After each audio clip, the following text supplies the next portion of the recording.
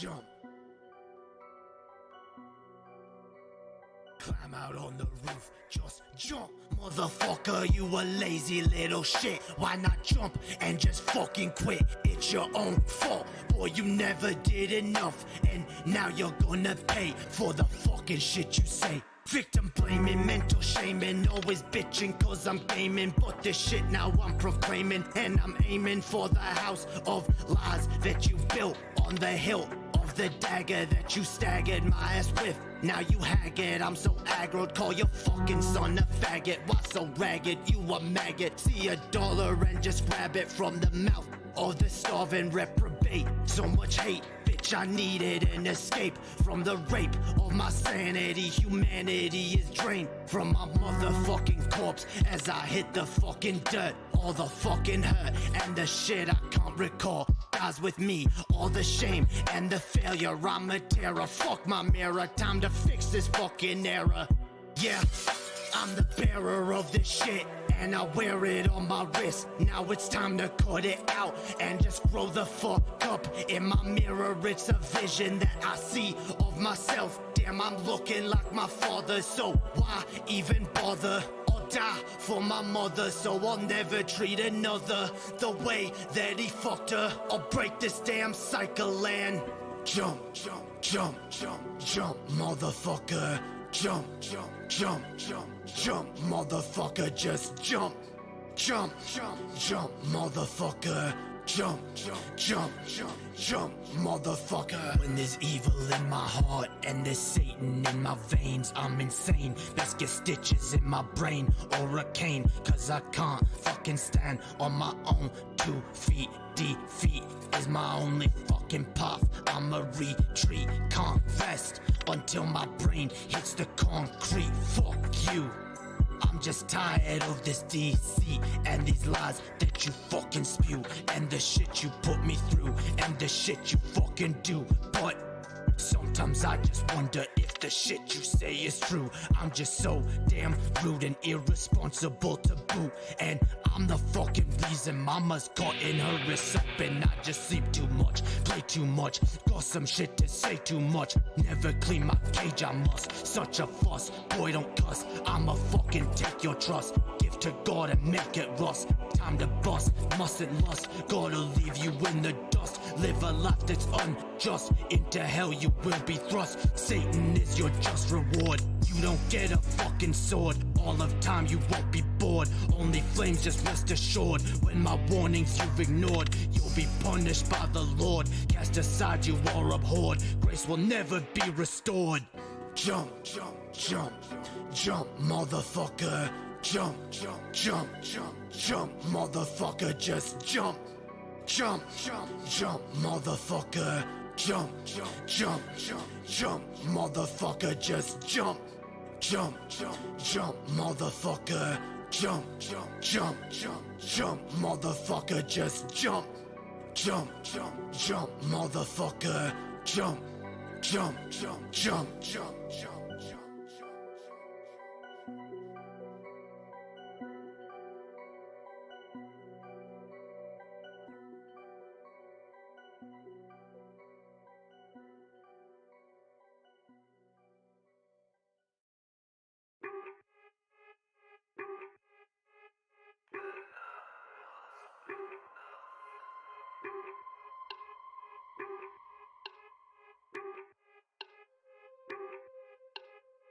This shit got my fucking stomach in. Never eat a fucking again. Better pray for all my sin. I don't feel no pain again. Fucking quit, got my fucking stomach in. I don't need a fucking again. Suffer now for all my sin. Never feel no pain again. If I'm what I eat, then I must be nothing. If I'm what I eat, then I must be nothing. If I'm what I eat, then I must be nothing. If I'm what I eat, then I must be nothing. Waking up like I ain't broke. All I need a fucking smoke. While I fucking walk, drink another fucking coke. Food just make me wanna wanna choke. Got my stomach fire like smoke. No, that's not a fucking joke. Clear my plate, I'd rather croak. Extra shit like a bad plot. Mentally, all I do is rot. Feels like I've been fucking shot. Fuck this level when he set my lot. Why so fat? Why so fat? You so ugly, got no tats. Why so fat? Why so fat? Now you feel just like a mat. If I'm what I eat, then I must be nothing. If I'm what I eat, then I must be nothing.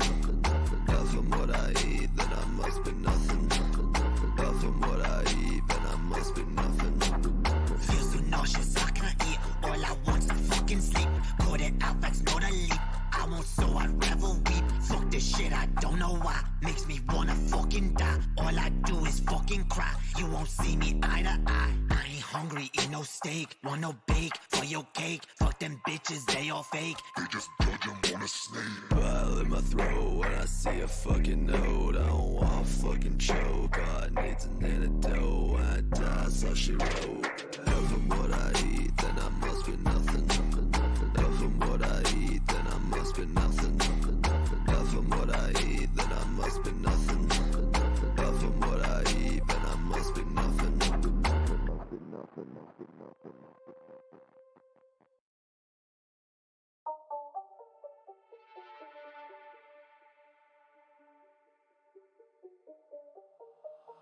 I'm a son of a bitch.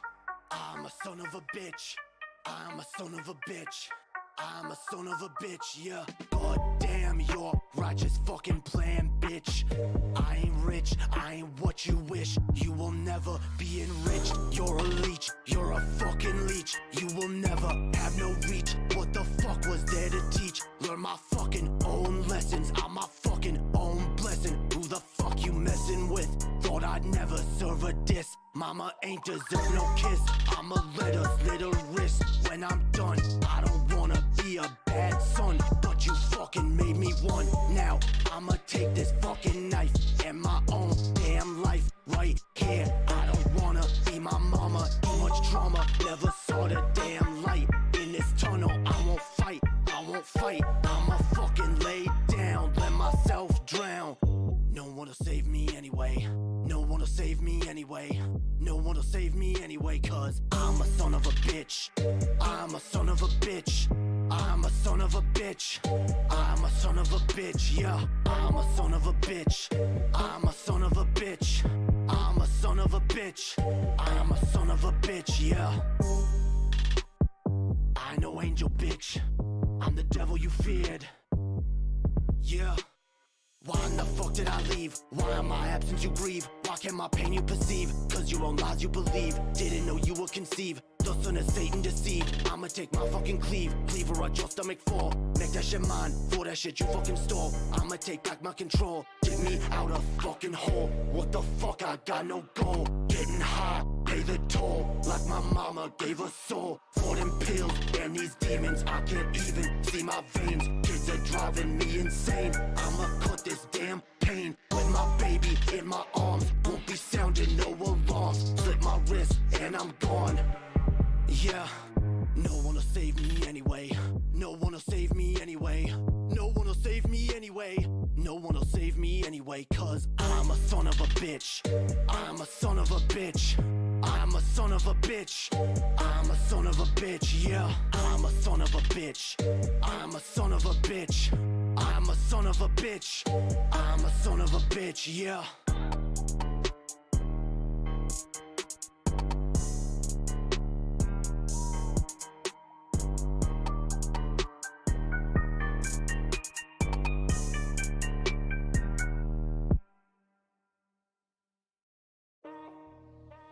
Never be a hoe, never be a slave, never gon' break down.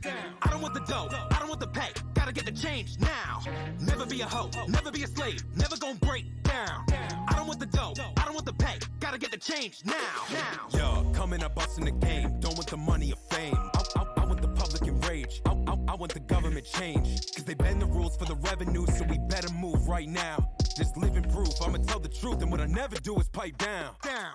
What will it take? What can I say? Making them question the norm. If we never change, I don't see a way that we can weather the storm. We buy what they sell in stores, and accept what they tell us is for. You ready for war? Let's settle the score. The world of the rich is the hell of the poor. Yeah. This ain't right, we don't fight, cause it's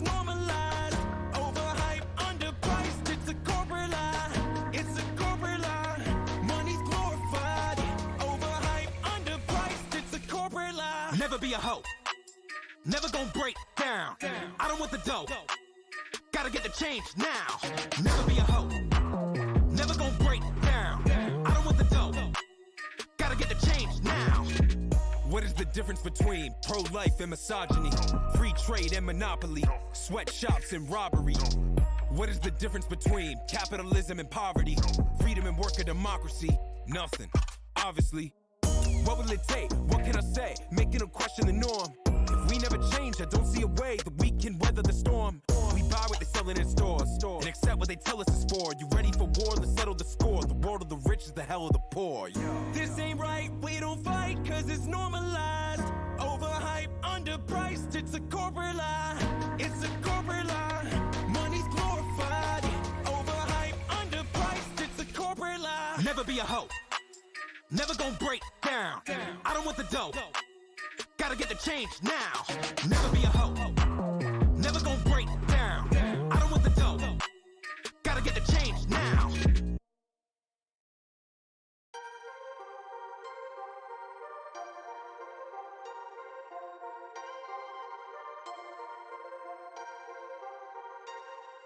The shorter your time approaches, the more that they try to hold you. High exposure to bullshit fuels the fire that smolders inside the mind that I'm losing. Trying to find this composure from oversighted scriptures, hoping the light will get closer. But it don't, and it won't, and it's crazy as it seems. It's a dream with the scheme, but I ain't got a regime or a team. So it's just me, myself, and I. And that's the way it be to the day that I die.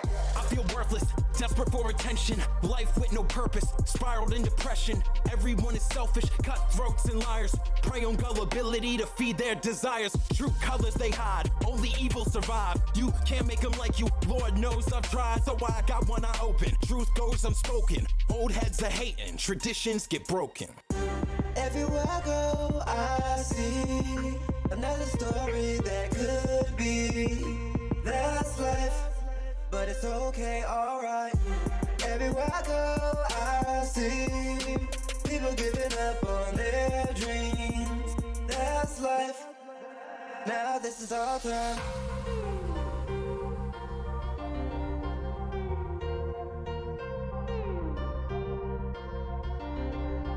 Now this is our time.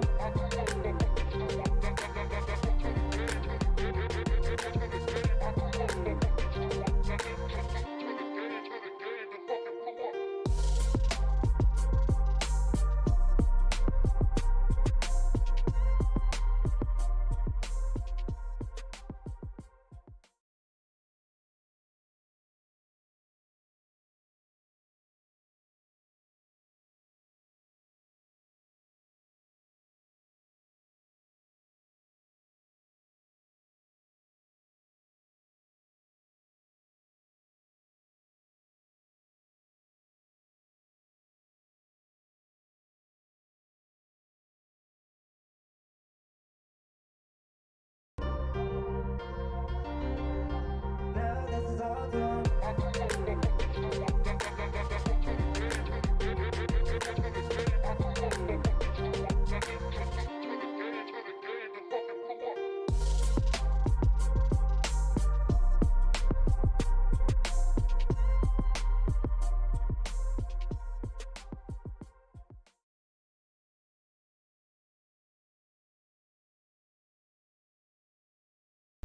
All right, yo. Fuck. Okay, I'm late. I'm sorry. It's fine. We made it. We made it. Damn right. Okay. Holy shit. Sorry I'm so late, guys. I meant to go live like 2 hours ago. But that's life. That's life, alright? Hell yeah. Hell yeah. How's everyone doing, yo? Woo. Ooh woo. Yay. If y'all enjoy... God damn, can't speak. Coughing. Okay. If y'all enjoyed any of that music, you can find my music under Lady Hopium on Spotify, SoundCloud, Apple Music, Amazon Music, Tidal, pretty much anywhere there's music. And you can also find Straight Up. Again, most of those platforms, wherever there's music. Go look up both of us, quite honestly. Follow us both and become our #1 fans and spam our music all over the internet and all over like music message boards or some shit. I don't know. Go do it. You love it. You know you love it. All right? So spread that shit. Do it. But yeah, we're here today. I got some shit to I'm gonna yell. All right, I'm gonna get mad. I'm warning you guys right now. I plan to get really mad tonight on stream. All right, I plan to get really, really mad, and I haven't gotten really, really mad on stream for a while. And some people might say it's for a really fucking petty reason, but I don't care. I'm mad. I'm annoyed. I'm gonna yell about it. All right. Damn it. All right. You'd think I'd have my stream set up all better now that I have my third monitor, but no, I'm even more disorganized. Holy fuck. Hang on. Let me grab my my vapor pen. If I can. Oh. God. Alright, I'm like so confused. Oh my god, it's gonna be one of those days. It's gonna be one of those days. It's just one of those days, yo. Damn. It's one of those days where I like misplace everything. And I'm all like scatterbrained and shit. Those are fun, right? It's fun shit. People like that.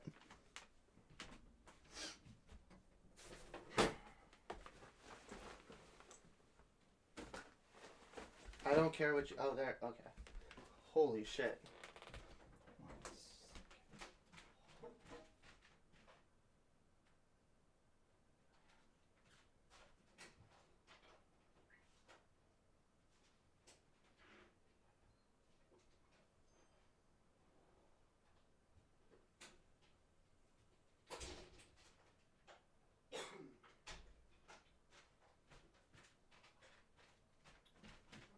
Okay, I was right. I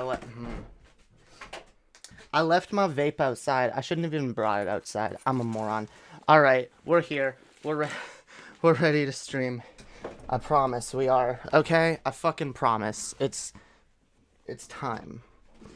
How's everyone doing tonight? How is everyone in the motherfucking chat? I know this seems strange, but I assume it's on iHeartRadio. What? I don't know what iHeartRadio is. But maybe. The distributor put my music on a bunch of platforms that I didn't expect it to go on, so I have no idea. All I know is my music's everywhere. Go find it. Go listen. Go listen to it. There we go. There we go. Actually, where's my hat? I want my hat. I need my hat, yo. God damn it. Okay, this one. Okay.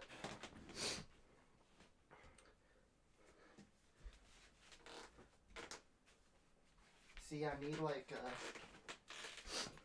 there we go.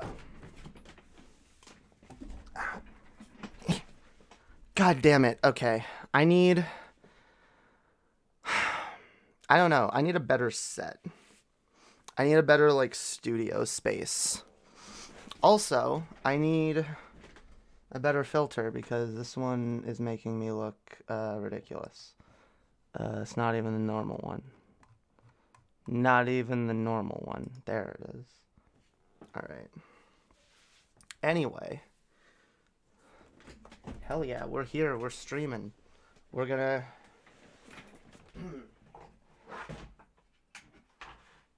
We're gonna stop getting up every 5 seconds. One day, guys, I don't know. I'll have someone that I can just be like, I can be like, yo, go get me my fucking I'll have like a little imp person, a little fairy demon imp that runs in and out of the room while I'm streaming to bring me beverages, and that's my goal, yo. That's my goal. Fuck everything else. The minute you have enough money to pay someone to be your beverage jockey, as far as I'm concerned, that's it. All right, you're living the life. You've made it. You have attained success at that point. All right, you can give up. You can quit. You can stop trying now. You've achieved your goals, and many other people's too as well.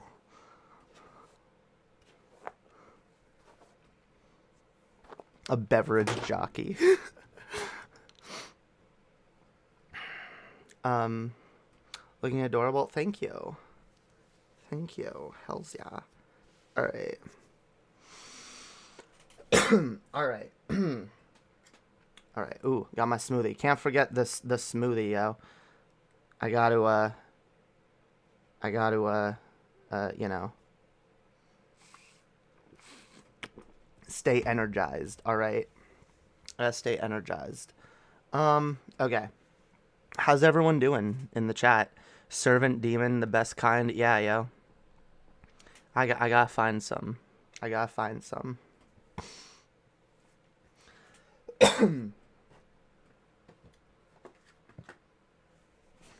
Maybe I can breed my own. We'll get like some servant demons and some like I don't know, fairy imps, or what would you call them? Sprites? I don't know. We'll mash them together, all right. Fairy imps. Fairy imps. Fimps. Damn right. Give me a what? All my little fimps. That doesn't work. That doesn't work. Fimp, himp, hopium, imp. I don't know.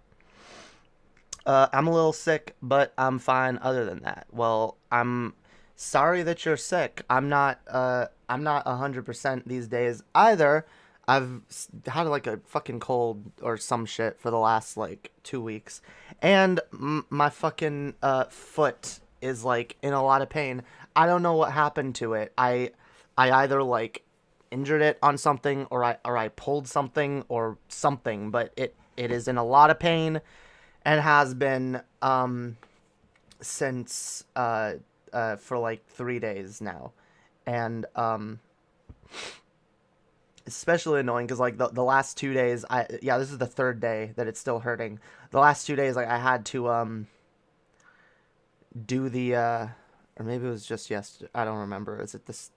I don't remember days. I just know it feels like it's been hurting for a long fucking time. I can barely walk, and I'm fucking annoyed, and I can't like walk. I can't go for walks. It's annoying. All right, I want to walk more. I don't like sitting still. I don't like sitting still. Like, my grandmother saw me like limping around the house earlier. She was like, "Sit down." I'm like, I don't want to fucking sit down. Like, I know I should. Often when I know I should rest, I don't. Cause I'm too ADHD. I gotta be doing shit every 5 seconds. Like, I wish I could understand. I wish I could like describe how weirdly my days go. Like, I'll wake up and I'll be like, okay, you know, I get your morning bathroom situation out of the way, and then it's like, all right, I want to eat something, and I'm like, okay, I'm gonna make a fucking bagel. All right, so I got a bagel, I got some cream cheese, and I got some butter or some shit. But then like, I get all that stuff, I put it on the counter, and then I'm also like, I want to make a smoothie, and like, the minute I have to go downstairs to get something, I know I'm gonna get distracted.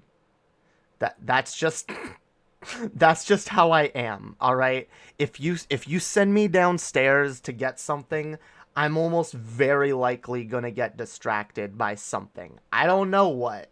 I mean, right now I've been like cleaning my grandmother's basement and trying to like organize shit. My shit as well as other shit that's just down there, and like every time I go down there, I see something that I need to do or that I want to like move or look through or fix or something or clean or whatever, and I do that, and then like I get sidetracked, and then I go upstairs like 20 minutes later because I went downstairs to get fruit from the freezer, all right? Because I was trying to make a fucking bagel and a fucking smoothie, all right?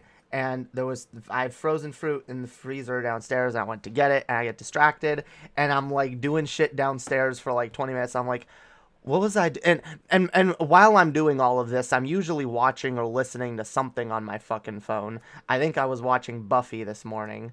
Buffy and Angel. I've been like, alternating between the two. And yeah, so I'm like watching or listening to that, and maybe that distracts me slightly more, but like I don't feel like it should, And then I'm like, oh, I hadn't done my makeup yet, and I was like, well, I want to do my makeup. I go by the bathroom, and I see my makeup thing sitting there. I'm like, I'll just like a little bit. I'll just like take the brush, like run it over my face a little bit, not like go crazy like you can see I kind of did today. Not crazy, but I did everything. And, because sometimes I'll just, okay, a little concealer, a little concealer over the stubble, the red spots. Like, like I said, I don't leave the bathroom in the morning until my face is shaved, all right? Like, no matter what else I do in there, I have to shave my face, otherwise I'm not leaving. And,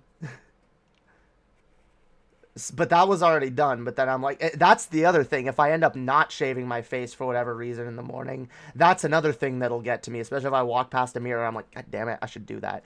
And then like, I go by the bathroom, I'm like, God damn it, I want my makeup. And I start doing my makeup, and I'm like, wait, wasn't I doing something? And I had something in my hand from downstairs. I was like, oh, I was doing this downstairs. I was like, wait, didn't I go downstairs for something? I was like, oh, the fruit. And I go back downstairs for the fruit. And then of course I get distracted again. For the second time downstairs, and then I try to remind myself, no, fruit. Okay, I get the fruit, and I'll go back upstairs, and I'm like, oh wait, bagel. I was trying to make a bagel too, and I start like buttering the bagel, and then I'm like, oh wait, the fruit, and then like, as this bagel's been sitting there on the counter for like an hour now, cut open, and like I've done nothing to it, and so I'm like, okay, I'll put some. Normally, what I do is I like butter it, and then I toast it, and then I add cream cheese after.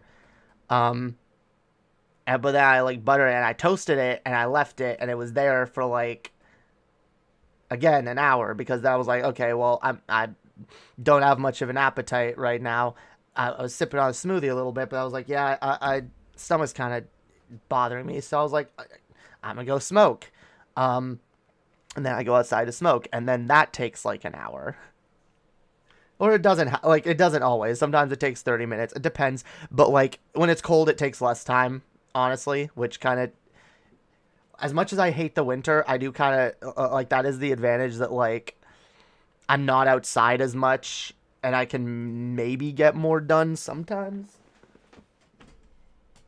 And so, yeah, like I put the bagel in the toaster, and then I was like, and then I put all the smoothie stuff in the thing, but then I didn't actually mix the smoothie, and then I went outside to smoke, and then I came back inside. I was like, oh, I need to mix the smoothie, and then I was like, oh, I should put cream cheese on this bagel, but then I forgot the bagel, and I was like, oh shit, I gotta actually do my makeup so that I can stream. In between somewhere all this, I think I went in Discord, which also distracted me, and I hung out in voice chat in Hyun's server, And that distracted me for a little bit, but I think that was while I was smoking. But at some point, I realized, oh, I was supposed to stream by now. And then I realized again, oh, I was supposed to stream by now. And then my sister called me. I was like, okay, well, I'll talk to her for a minute. And I was still doing my makeup. So I was like, well, I guess I'll talk to her while I finish my fucking makeup that I've gotten distracted from like 50 times. And that is what led me to here and now. I am streaming and it's super late and I don't care. I try to work my schedule around other people's schedules, especially friends of mine or just people that I know I share an audience with. So tonight's probably not the greatest night for me to be streaming. I know Demon Mama's live. I know Realize is going live a little later. But yeah, I don't expect anyone to I mean, I never expect anyone to stick around if they don't want to, obviously. That's not why I'm here. I'm here to make content for people who enjoy it. But yeah, hopefully we can get all the interesting stuff out of the way early. God damn, I really have been noticing lately, I get to the point where I like should end stream and I don't. And I end up like going for like an extra hour or an extra 2 hours near the end of my streams. I think I need to like do that hard line. I need to do that hard line of no, I end my streams after like 3 hours unless we reach. I need to set that up, the donation goal, yo. The stream goal. We'll do that. We'll do a stream goal every stream, all right? And if we reach it, then I'll go late. Otherwise, we don't go late. That sounds like a reasonable fucking arrangement to me. Whatever. I won't set it up for tonight, but I'm gonna set that up for next time. I'm gonna set that up. That's gonna be dope. Toss a coin to your streamers. See, yeah, that like incentivizes people to donate, especially if people want the stream to go longer. In general, I tend to go longer when people donate either way, but it's probably better to have that rule for myself so I don't like end up over streaming constantly when people aren't paying me to. And that's not to say that I don't enjoy streaming, because obviously I do. There's a reason I come back, even though I barely get paid here. You know, I either I'm a masochist or I enjoy something about this shit. Or both. That could be a possibility too. But speaking of being a bit of a masochist, we're gonna dive into a topic that is gonna have me a little heated. I know maybe not everyone is quite as invested in it as I am, but you know what? Actually, we'll do this the way that I did, we'll do this the way that I did the Pokemon stream, because I actually have, where is it? Yeah, yo, I have,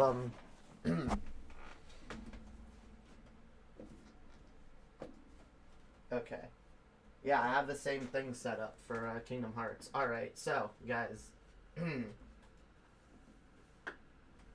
trying to... Piece of shit.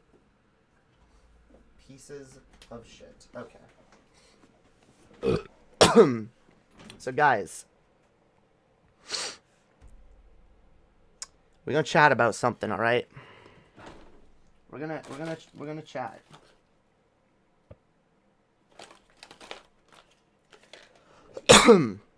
Now, just so you guys know, I have a Kingdom Hearts pin that I used to keep on my hats, and I would actually have on my hat still if it weren't for the fact that I'm a little bit disappointed with the franchise lately. Actually, more than a little bit disappointed. I'm extremely disappointed. I don't think there has been a more disappointing franchise for me in a long time. Not movies, not games, not TV shows. I don't think there's anything that has quite disappointed me the way that Kingdom Hearts has. And there's good reason why Kingdom Hearts is able to disappoint me the way it can. The reason is because Kingdom Hearts has been, for a long time, a really great series that has a lot of really wonderful entries. In fact, even a lot of the less impressive entries are still fun, still good games, still enjoyable experiences. And personally, I'm a bit of a fan. In fact, I'm a huge Kingdom Hearts fan. My credentials, all right, are in good order, and I can prove that to you. As you can see, this is my Kingdom Hearts collection. This is every fucking Kingdom Hearts game that I own. All right. Actually, here, let's this is every single Kingdom Hearts that I own. All right. From. God damn it. God damn it. Oh, my camera went out. Well, that was convenient.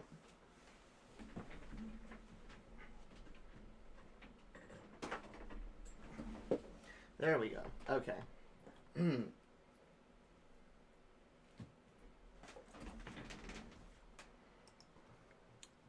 Sorry, I fixed the camera.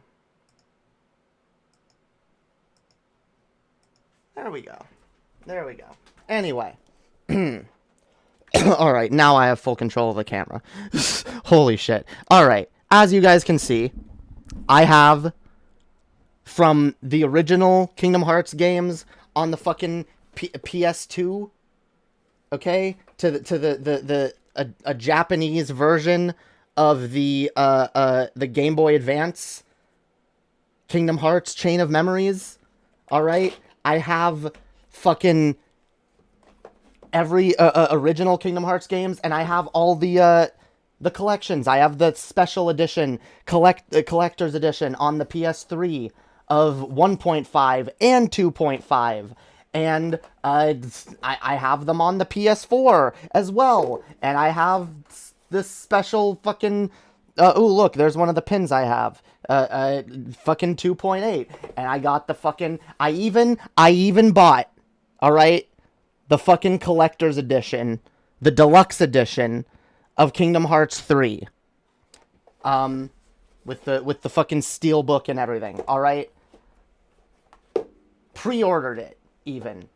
Actually, I pre-ordered it, and GameStop canceled my fucking pre-order, and I think my ex bought me that copy, but that's neither here nor there. I have it. I wanted it, and I wanted it for good reason, okay? I wanted it because Kingdom Hearts is a fun fucking franchise. Especially the older ones. Kingdom Hearts 1 and 2 on the PS2 are fucking masterpieces. They are masterpieces. Kingdom Hearts Birth by Sleep on the PSP is an underrated masterpiece. Kingdom Hearts Chain of Memories, it's underrated. It's a little annoying. I still think it's fun. I think it's underrated. I do. I know not a lot of people love it. I don't love it. I like it. And I like the remake. I really like the DS games. I like Days. I like Recoded. I really like Dream Drop Distance, even though some people hate it. I don't understand how anyone can call themselves a Kingdom Hearts fan and hate this game. It adds in the fucking command deck battle system, which I really enjoy, and lets you play as Riku.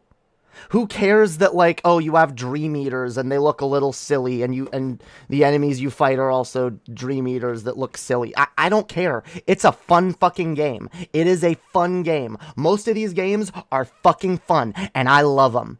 I fucking love them. I have loved Kingdom Hearts ever since I first played the Game Boy Advance version on a friend's fucking Game Boy, and I fell in love. I fell in love instantly. And the minute I played Days on the DS, I fell in love even more. But when I got the PS2 and I got to play fucking Kingdom Hearts 1 for the first time, I was blown away. I was blown away. A game that combines the charm and imagination of Disney and Disney worlds with the epic intricate storytelling and style of Final Fantasy. I didn't know what to expect, but when I fucking played it, oh my god, this became instantly one of my favorite fucking games of all fucking time. This game is I love it. And I didn't think I could love a game any more than this until I played Kingdom Hearts 2. And I actually had thrown Kingdom Hearts 2 in the system first and fucked around with it for a couple minutes, and I already knew that, like, this I couldn't wait when I played Kingdom Hearts 1, and I was quite I couldn't wait because it looked interesting and it looked fucking awesome, but I was quite ready to be disappointed because I was like, no, the second game, I know it looks amazing, but there has to be a reason why this franchise isn't as big as it is. Like, of course the second game is going to disappoint me. It didn't. The second game took everything that was good about the first game, most of what was good about the first game, and built on it and made it better and more epic. There were more Keyblades, more Disney worlds to explore. The Disney worlds were larger and gave you a reason to go back to them, even aside from the Force going back to them all in the story, which I didn't mind because I just enjoy this fucking game, and I enjoy replaying it, and I enjoy every fucking second of it. I enjoy exploring and the combat. I enjoy grinding, just mindlessly killing enemies and grinding for fucking items. I enjoy getting the fucking Ultima weapon in both games, beating secret bosses. I love, and one of the things I love more than anything is the original world designs. The Disney worlds are fucking awesome, and they're charming, and they're fun to explore, but the original worlds in the Kingdom Hearts games, oh my god. That's one of the things that blew me away more than anything. From Traverse Town in the first game to Twilight Town in the second game, Hollow Bastion, oh my god, in every appearance, Hollow Bastion is a beautiful world with beautiful music every fucking time. The theme and the music in these games, the music is beautiful, masterpiece of music, and yeah, a lot of it is influenced by Disney songs, and there's nothing wrong with that. It's actually really fucking awesome. The original characters are awesome and cool. Sora's a little one-dimensional and can get bland after a while, but the characters surrounding him are fucking awesome. Riku is fucking epic. Roxas is cool and mysterious and really interesting. Axel is fucking cool. The villains are cool. Ansem, even though it's confusing, and Ansem is Xehanort, and every villain is Xehanort. I don't care. Look, did the plot lines get a little sillier as the series went on? I'll exclude that one because we'll talk about that in a second. But like, okay, like I get it. The story was a little, they didn't need to progress the story in either of these games, and they should have just been side games or spin-offs, but Nomura doesn't know how to do spin-offs. Every game that he creates in the Kingdom Hearts series has some connection to the story. And as much as that frustrates me sometimes, especially when they make shitty pay-to-win mobile games that include large segments of the story that are important to whatever's coming next in the series, that's its own annoyance. But I still oddly appreciate it, because it shows that the creator cares about the story, and that he doesn't want to just make a game. If he's gonna make a game where the gameplay isn't much of anything and isn't important, he's gonna at least pour his heart and soul into that story. And I appreciate that. I respect the man. I respect Tetsuya Nomura, even though I have my issues with him and I don't always agree with the decisions he makes. I don't care. These games are great. Birth by Sleep, another amazing game. And it was Kingdom Hearts portable, and I had played Days already. In fact, Days was one of the first Kingdom Hearts games I actually really got into. But Birth by Sleep was something else. It gave you, it felt like one of the first two Kingdom Hearts games. It felt like a console version, just adapted for a portable format, and it worked. It worked really well. It was one of the reasons I loved the PSP for quite a while. This, along with the Ratchet and Clank spin-offs that were on there, and a few other games, like, was all I played on the fucking PSP aside from classic games for a long time. This game, I know it's confusing for some people. I know it can be annoying starting the game 3 times, going through everything 3 times with each character, but like, they change it up just enough in each iteration. Each area is just different enough for each character, and the story is just different enough for each character that it doesn't get too redundant. And the endings as well, and the fact that Aqua has her own extended ending episode that leads into other shit later, which is also awesome. The fucking the what's it called? Kingdom Hearts 0.2 Birth by Sleep, a fragmentary passage on a 0.8. That was a fun fucking thing, and I loved the way it called back to Birth by Sleep, because Birth by Sleep was one of my favorite fucking games ever. And I love it. I love the characters. I love the world. I love the story. Even if it gets convoluted and stupid sometimes, I still love it. I love it. I love everything about Kingdom Hearts. But lately, they have been doing nothing but disappointing me. Starting with the release of Kingdom Hearts 3. Kingdom Hearts 3 was a bit of a disappointment. Especially because a few of the things that I was talking about before, mainly the cool original worlds, they weren't there. Some worlds got bigger, the Disney worlds got bigger, got more explorable, but I'll argue the Disney worlds were never what was most interesting about Kingdom Hearts. The Disney worlds were a nice feature. It was nice to take this character that you've been building up their strength throughout the game. It's nice taking them to, having the Disney worlds as like a setting for some of their missions and whatnot. But overall, what they should have been building on here was a lot of the original worlds, and they didn't. And there's just a lot of shit that feels rushed, underdeveloped, and just really overall disappointing. Is it technically a step up from Kingdom Hearts 2? I guess.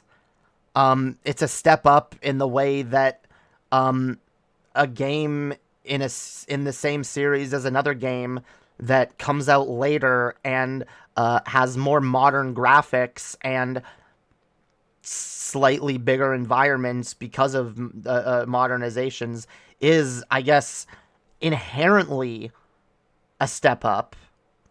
Story-wise, it didn't feel like a step up. All it was a giant ending, and, you know...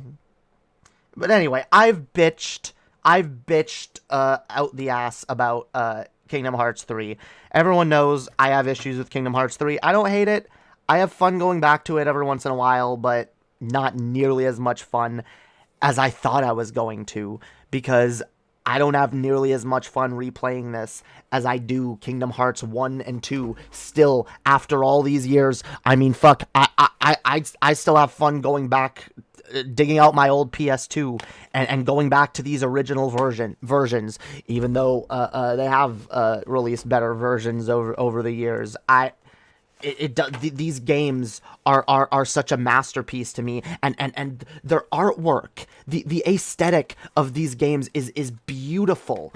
It's beautiful. The imagery, the iconography, it's all beautiful, beautifully done. Look, like the character designs, the art style. I love the art style of all of this. A lot of it there's an original concept design of Sora drawn as a lion, yo. See, I got all this collectible shit, and like, I love it. Oh, the Keyblade designs, the Keyblades, amazing weapons, fucking beautiful designs, like, and there's just no denying that the Kingdom Hearts series feels like it's just lacking lately. Kingdom Hearts 3 was fine, but it was disappointing, and a lot of us were hoping for a better step up afterwards, and what we got was this. A Kingdom Hearts rhythm game, which I'm actually not against the existence of, on principle. In fact, I actually kind of enjoy the game, and I'm kind of glad that it exists, although it never should have... First of all, it never should have been billed as like the next Kingdom Hearts game. It shouldn't have anything in the story that isn't told in other games. And it never should have been $60. Like, this is... I paid like $20 for this, and I'm glad I did. I have fun with it for what I paid, but doesn't feel like a Kingdom Hearts game. And after the disappointment of 3, a lot of us were hoping for something that felt like that again. Especially, oh, and I guess I keep ignoring this, mostly because it makes me so angry, but I can't ignore that between this and Kingdom Hearts 3, we got 2 mobile games. Well, I guess one of the mobile games, Kingdom Hearts Union Cross, was before Kingdom Hearts 3, but then it continued and they added updates after 3 came out, and then Kingdom Hearts Dark Road, even though, and this pisses me off still, even though Tetsuya Nomura had stated, we're done with the Xehanort saga, but oh, by the way, here's 2 more games. One of them is a rhythm game that revisits everything we've already seen in the series up to this point, and the other one is a game that goes back and, oh, shows you Xehanort's fucking origin story. As if we haven't seen that villain more than enough. And I'll be honest, I played Union Cross, I came close to finishing it, I still haven't finished it, because as much as I want to see the ending of the story, it's not a good game, and it makes me fucking angry that it exists, and Dark Road, I can't even play, because there's nothing in the gameplay to even trick me into thinking I'm having fun. At least with Union Cross, I liked collecting the really cool looking medal designs, because you collect medals, which are kind of like cards, that you slot into your Keyblade and use to do special attacks. And they were kind of cool to collect, even though it was pay to win, and you have to pay to get them. And it also started off with the little gimmick that, like, oh, you swipe your finger across the screen to swing your Keyblade, which they quickly got rid of. But at least they tried stuff like that. Dark Road didn't even try any of that. It was just, oh, here's a game where, like, you have, like, a deck of cards, and they're not even, like, that interesting-looking cards. They don't do anything that interesting. You just flick them up in accordance with the color of the enemy you're fighting. And I'm not gonna play a game where all I'm doing is this for an hour. Ooh, look at me. Here's oh, there's a card. I flicked it. Ooh, I flicked it. They attacked. I flicked another card and they attacked again. Ooh, the Heartless is dead now. Fuck off. Fuck off. I love to know what the story's all about. I don't care that much. But look, I've stayed a fan.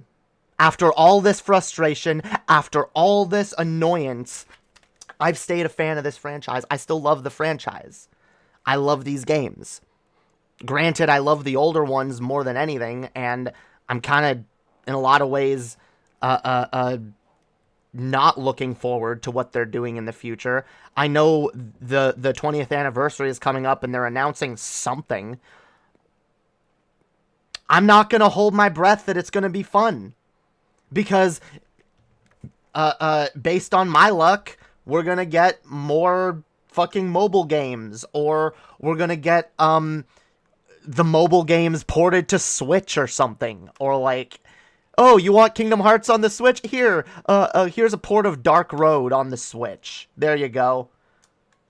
No upgrade to the gameplay or anything to actually make it fun, because the thing about Kingdom Hearts, even when the story is lame, even when like the concepts don't always work, the core gameplay of Kingdom Hearts is fun as fuck. The action RPG style is one of the best. Kingdom Hearts does action RPG better than I think any other franchise ever had or has or ever could. And that's one of the reasons why I love it. And when you lose the action RPG elements, and when you especially lose all RPG elements, it doesn't feel like a Kingdom Hearts game anymore. So, fuck the mobile games. But, anyway. I've been bitching about the mobile games. I've been bitching about the franchise in general. But there's something specific that has me, just livid, honestly. I am livid with the fact that Square Enix is kind of just fucking with us.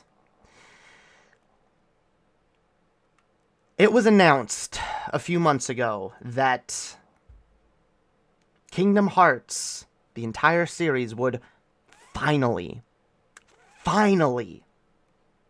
be coming to the Switch. That they would finally be porting some of these ancient fucking games that were on systems like the PS2 and the PSP, that finally they're coming to the Switch. Which made a lot of people excited. Until they noticed a sad little asterisk under that announcement. The dark storm cloud. Literally, the dark storm cloud that is cloud gaming. We found out that a franchise that has, by the way, grown a lot over the years thanks to Nintendo systems. A lot of the side games have been on Nintendo systems over the years. So, and it's actually kind of really sucked that the mainline games in the series have always only really been playable on fucking PlayStation. Until recently, when these games were ported to Xbox, and then they were also ported to PC, which was great. But Nintendo players still don't get to play these games. And anyone who's spent their career as a gamer just buying Nintendo systems, they've missed out on some of the best games in the series. So it only makes sense to port these games to the Switch. But they didn't want to port the games. They didn't want to hire a team to work towards,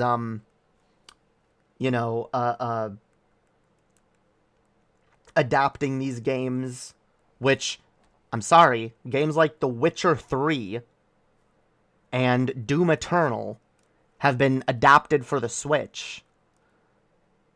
there's no excuse why each of these games can't be reworked, or honestly, there's no reason why they can't go back and, at the very least, take the fucking PS2 versions. Give us the PS2 versions, and just you know,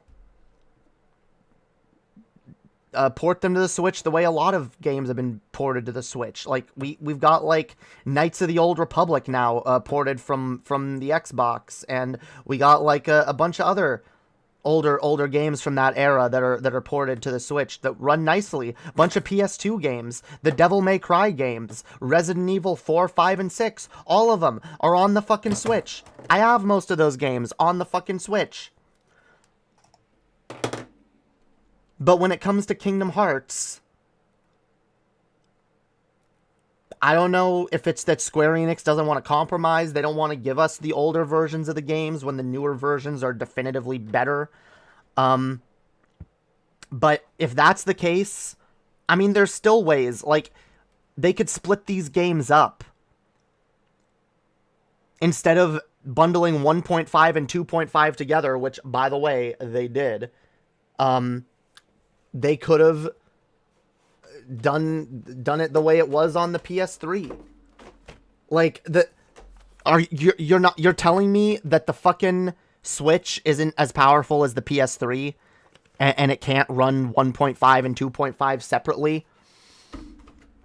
Maybe they'd have a problem with 2.8. They'd almost definitely have a problem with Kingdom Hearts 3. But you know what? I love it that now, all of a sudden, it all of a sudden matters to be able to port the entire series in its entirety to the Switch. When giving Nintendo players the complete story of Kingdom Hearts games has never really been a priority in the past, it would be objectively better to split these games up and fucking port them somehow.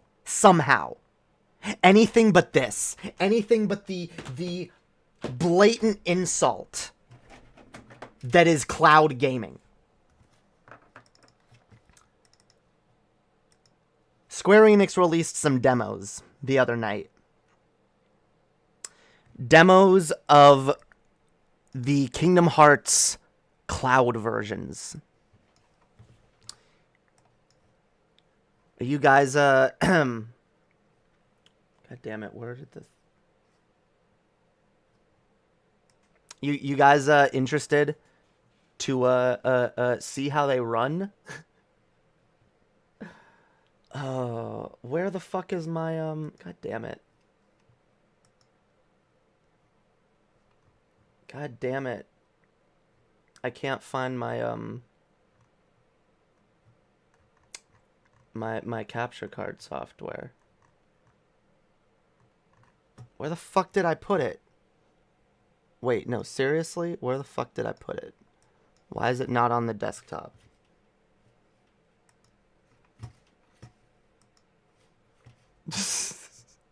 Okay. There it is.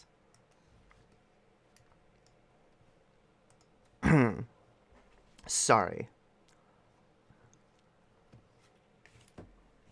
Alright. Here it is, guys. The Kingdom Hearts cloud versions. We got demos.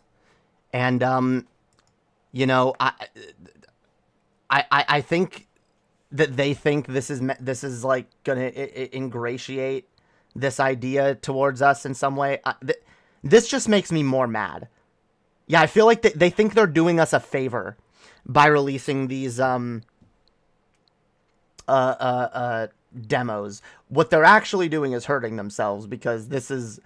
Oh. Look, I'm gonna be honest, guys. I'm pretty fucking mad that the backlash... Because there was a lot of backlash when these were announced. I'm mad that the backlash didn't cause them to stop, to not attempt this any further. But They went ahead with it. And for anyone who's not caught up or doesn't get why I'm pissed, this isn't a port. This is a cloud version, which means the game is not actually downloaded to your system, which means in order to play it, you need a stable internet connection and a really stable internet connection, which, as you can see by the loading times there, I definitely have. What is this?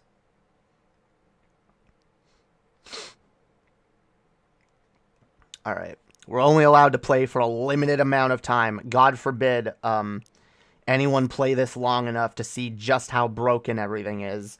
I mean, you can see pretty much just how broken everything is, but I suspect it's worse.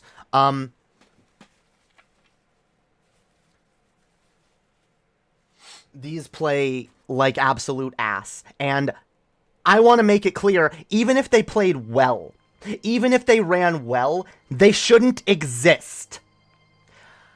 I'm sorry. The idea of Kingdom Hearts, the idea of any game being on the Switch, it's a very simple concept. It's called portability. And you don't have that when you fucking require a stable internet connection for everyone that's watching. That's not portability. And at that point, it might as well not even be on the fucking system. But okay, whatever. Some people just use the Switch as a TV console. I don't understand that myself personally, because I love portability. But okay, some people play it that way. So, it should be really, you know, it should be really good then if you're playing it that way, right?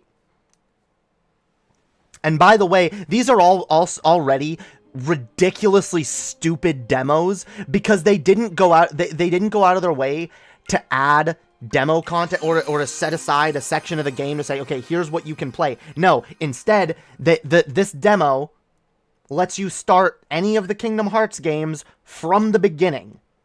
And it limits the time that you have to play these games.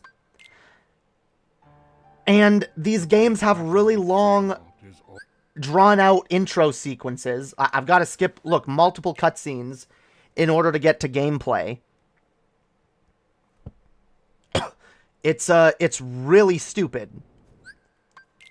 I don't know why they didn't just give us a little... No, I don't want a tutorial. I don't know why they didn't just give us a little area of the game to play. That we can just start and get right into the action. Oh my god, this is already... This is so bad. The lag is so terrible. I'm going that way. Oh my god. My capture card shows me the game in real time. Like, the delay is because of the oh my god. This is ridiculous. So, a series that, by the way, look at some of these special editions. Look at some of the work and effort that has gone in to some of these titles. To making them... Like, look at the artwork, the time, the effort that has gone into this series. This series doesn't deserve a half-ass fucking non-port like this. This is infuriating. This is insulting. This is a slap in the fucking face to fans of this franchise. And I know they're working on it, guys. They're gonna make it better. It shouldn't be a thing. You shouldn't require an internet connection to play a game like this. It's not an online game. And it's a game that, again, I would love to be able to play these portably. I would be playing them constantly. I would be 100%ing these games. I don't play them very much these days, mostly because I have them on my PS4, but I'm too ADHD ridden these days. I can't sit still. All right, I like being able to take my games outside, or just not sitting in one spot with them for hours. I like portability. I love portability. And like I said, playing playing Birth by Sleep on the PSP for the first time made me crave more Kingdom Hearts portability.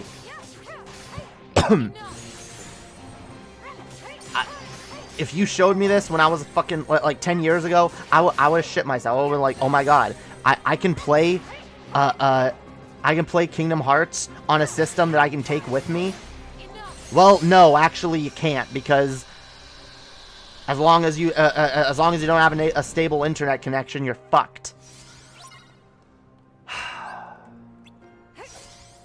I am really, really disappointed, and I'm really mad that I'm seeing like a ton of apologetics for this online. I'm seeing fans left and right making excuses. They're like, oh, well, it is a lot of work to port these games, you know, and, well, do you want them to take time away from Kingdom Hearts 4? You know, like, they've only got so many people. Like, I don't care. I don't care. No, yes, I would rather them take their time. Okay, if they can't spare a team to work on this yet, then don't do it yet. Put it off. Make it come out at the end of the year. It's not that hard to give this off to a team. Oh my god, the actions are so delayed. I'm like, this is really shitty. This is the kind of shitty that you can only tell by having the controller in your hand and just feeling how much of a delay there is for yourself.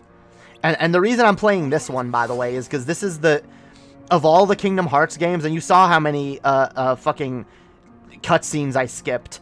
This is the one that you probably get to the action the quickest.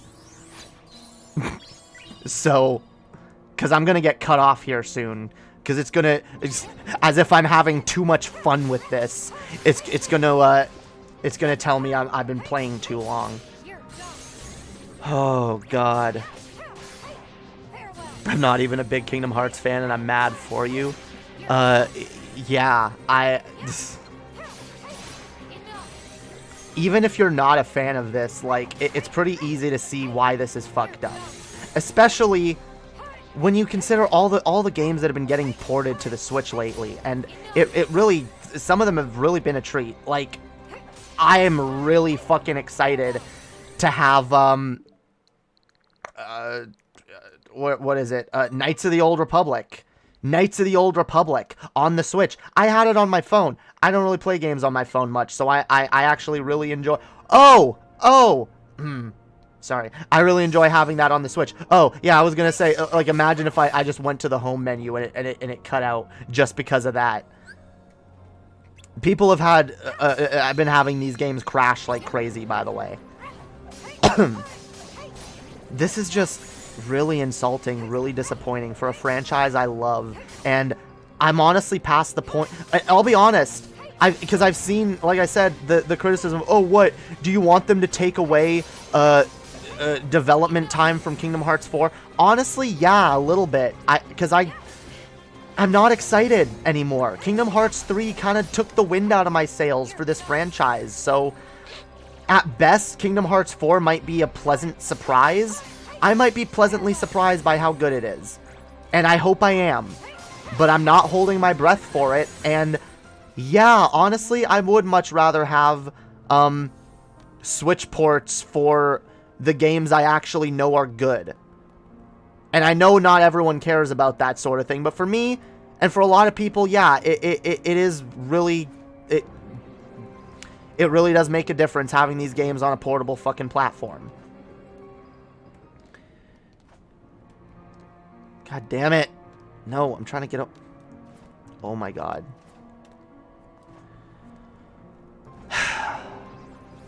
I can't even get around. It's way easier in combat because I can just spam the attack button.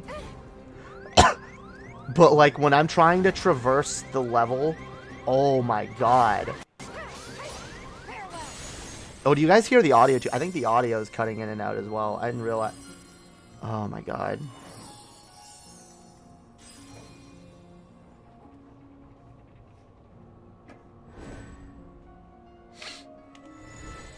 This is... Oh, well, let me skip. This is just...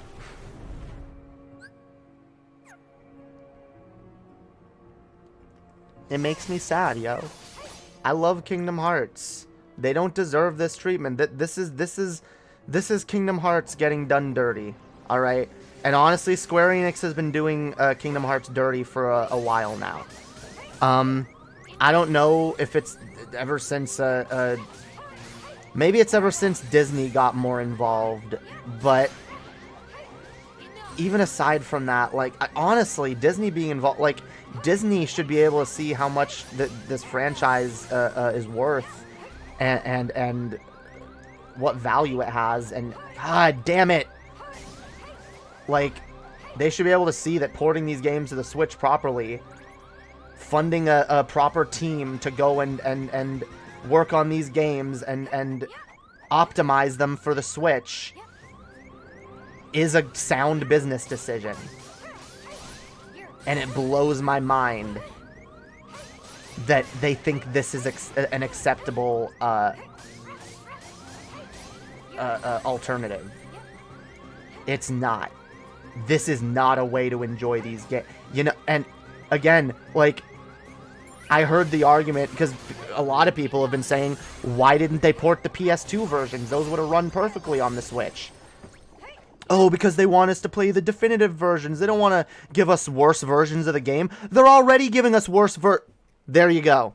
Oh, the demo ended, but it was glitching up like as it was ending. Oh my fucking god. I thought it crashed finally, but this is just unacceptable. And it really makes me sad and angry. And I got into some arguments on Twitter with some people. I got into an argument with someone who I thought was promoting it. Look, I apologize because I realized, oh, I guess you're not promoting it, but I'm gonna say this, all right? This person, and I followed them on Twitter for a while, and I've watched their Kingdom Hearts related videos, and they're a bit of a simp. And I'm sorry, you can say all you want. Oh, well, I'm criticizing it, and I'm pointing out the issues, the specific issues with these versions. Okay, but are you also railing against the fact that these even exist in the first place? Because that's what every supposed fan of this franchise should be doing. And that's what fans of franchises in general should be doing. When companies do something that is unforgivable, you fucking hold their feet to the fire and you don't let up, and you don't buy it. You don't buy the thing that they're trying to sell you. And I know a lot of people are going to buy it. I know they are. I know a shit ton of people that have us. There's going to be people that own a Switch and not a PS4, and they generally want to play these games for the first time, and I feel bad for those people because they're gonna have a shit time. This is not the definitive. This is not a way to experience these games. It's just not. It's not. This is not fun. This is not how anyone should experience these games. And if Square Enix has any fucking pride left in this series, they will cancel this.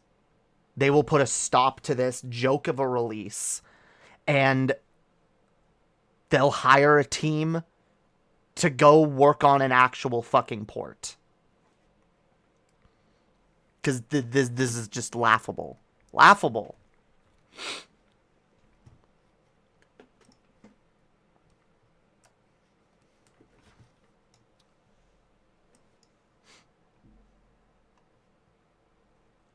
Like, look at this. They're announcing this like it's something to be proud of. Kingdom Hearts HD 1.5, 2.5, 2.8, and 3+ Remind DLC, as well as the all-in-one Integrum masterpiece.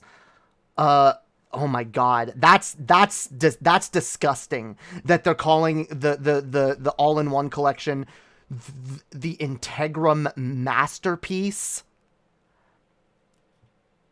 I'll agree that these Kingdom Hearts games are a masterpiece. You really want to call this version of them a masterpiece? This is a joke. And this is gonna be a joke to a number of people who are gonna play these games for the first time on the Switch and are gonna be severely turned off by them.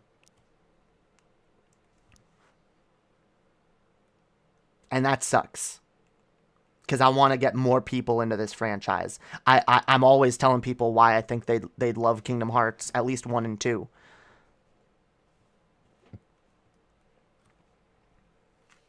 And again, look at all the games that run on this thing.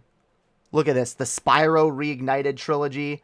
The SpongeBob remake. Well, those are remakes. Look at this. We got Star Wars Knights of the Old Republic ported perfectly. We got, Final Fantasy 12, the Zodiac Age, also ported very nicely.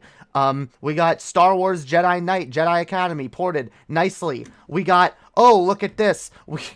Well, not as relevant, but hey, the fucking Mario games on the GameCube and the Wii ported. They run well. We got games like fucking Kingdoms of Amalur and fucking Dragon Quest Builders 2. We got Skyrim. We got fucking Dragon's Dogma, a very big game with a lot of content. Resident Evil 4, 5, and 6. We got fucking the BioShock games, the BioShock trilogy, all here. Final Fantasy 10 and 10-2. We got Dark Souls. We got Jedi Outcast. We got fucking Doom and Doom Eternal. The Witcher 3 is on here.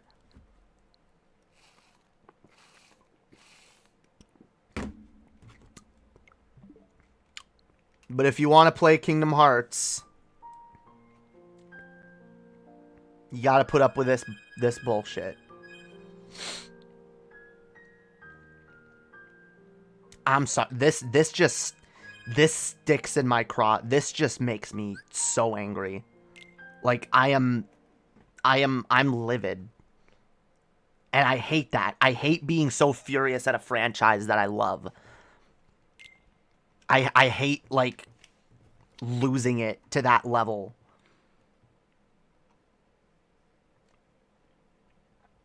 But it makes me sad. See, I put on my tweet, I was like, why the only time Square Enix releases news about my favorite franchise is to take a dump on it? All I ever wanted was to play Kingdom Hearts 2 on the go. I've wanted it so desperately since I was a kid. This is a cruel joke. It is. This is a cruel fucking joke. And I'm sorry, anyone who buys this shit... I'm sorry, fuck every single person stupid enough to pay money for this insult of a release. You alone are the reason that these lazy, arrogant, self-important grifters get away with this shit. If you buy this, you are to blame. You are to blame for what continues to happen in not only the Kingdom Hearts franchise, but the gaming industry at large. Gamers put up with too much bullshit, stand idly by, while too much garbage is sold to them.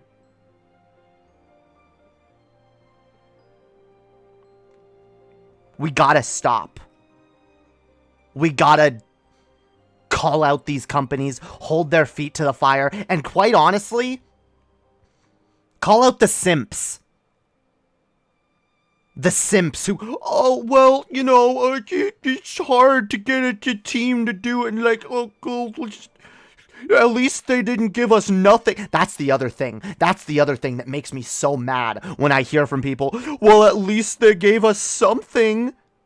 At least it's not, they could have given us nothing on the Switch. They could have just said, as if they're doing us a favor. Let's not forget, this is still capitalism. They still make money doing this. They still make money by putting games on another platform. They make money selling you games. So, I'm sorry, it's not, oh, they're doing us, well, they did us a favor, though. What? They gave us something. They're letting us play it on the Switch. For money. For fucking, hang on. This is, God damn it, these are Canadian prices.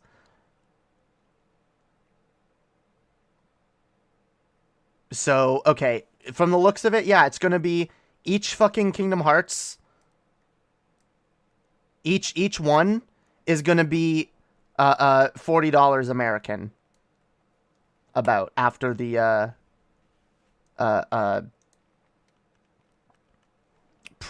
fucking this little pre-order sale ends. And oh my god, please no one fall for this pre-order sale. Please, please. And absolutely don't fall for this Integra masterpiece.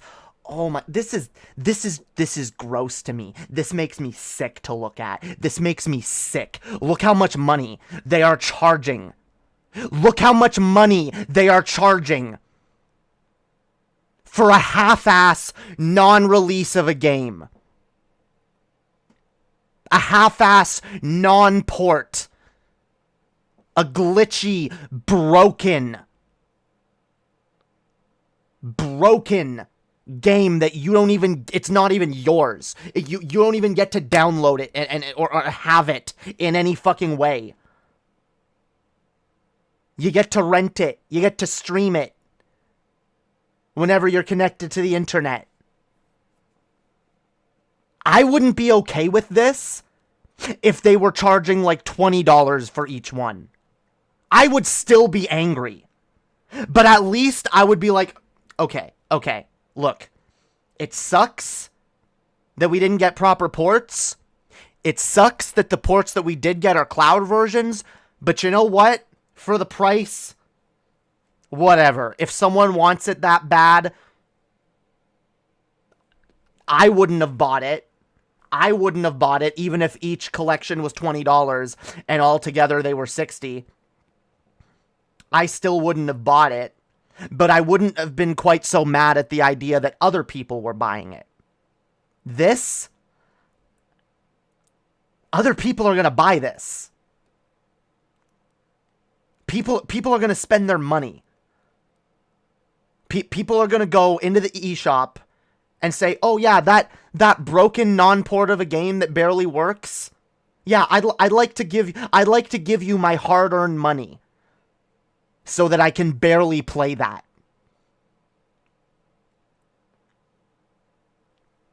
This is disgusting.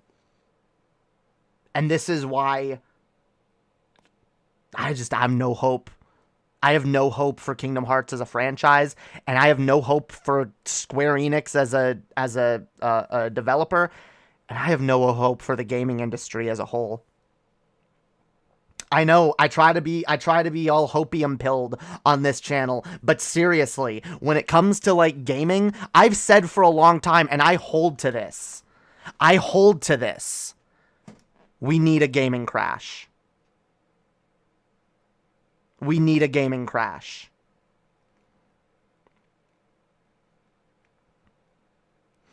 This is nothing. What do you mean it's nothing? This is... You mean it's nothing as if like you're buying nothing or the price is nothing? This is not just nothing. This is like... Okay, wait. Each one... They're $66. Why are they so weirdly priced? because they don't want to charge 80 for them. This is Canadian prices again, keep in mind. They don't want to charge the full price, so it's a little bit less, but that's not that much better. It's like, what, yeah, $15, $14 off of the price of your average game. Oh, this title, okay, yeah, that's it. I said the title is better than nothing. You said, no, it is nothing. Yeah, it is. It's nothing. Oh, God. A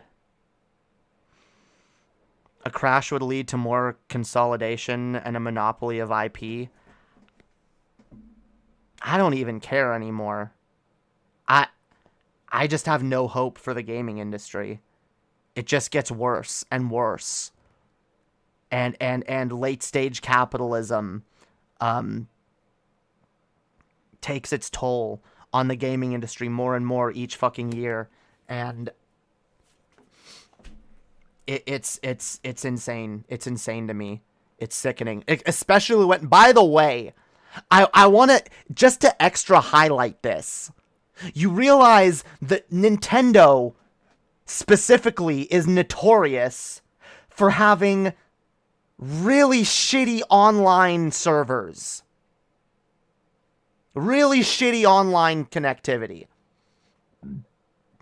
And the Switch is no exception. The Switch has shitty network connection. It's shitty. Playing any game online is shitty. Taking a fully single player game and making you stream it all online? That sounds like a nightmare. Just playing these demos a little bit has been a nightmare.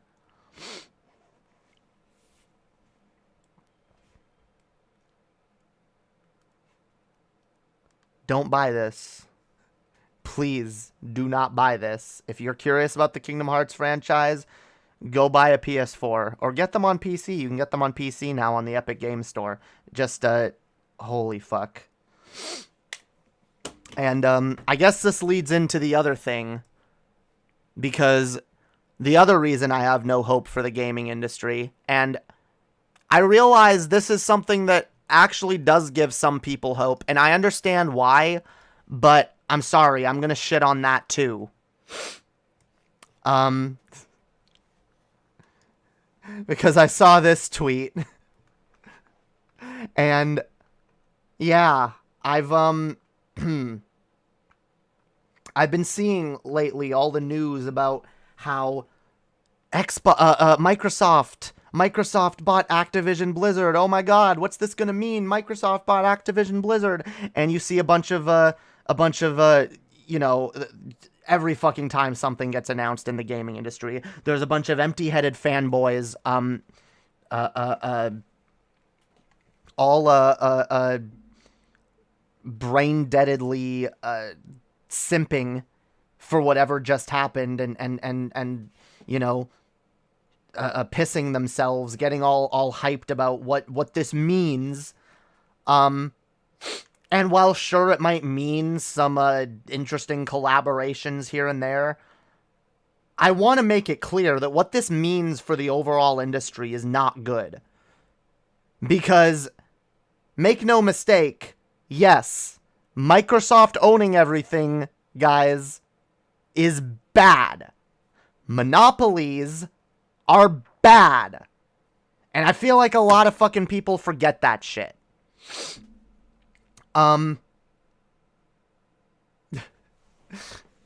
So yeah, me watching a bunch of naive gamers ignorantly praising the further downfall of an already broken industry that they claim to care about, and frustratedly cringing and feeling totally speechless to address the issue in any meaningful way. And yeah, this person took the words right out of my mouth. It's just, yeah, I'm sorry. This isn't good. This might, and I get it, Microsoft is in the short term, they're trying to tear down walls between gaming platforms, and while I wish them all the best in that goal, if their way of doing so is to own everything first, I don't think I want that.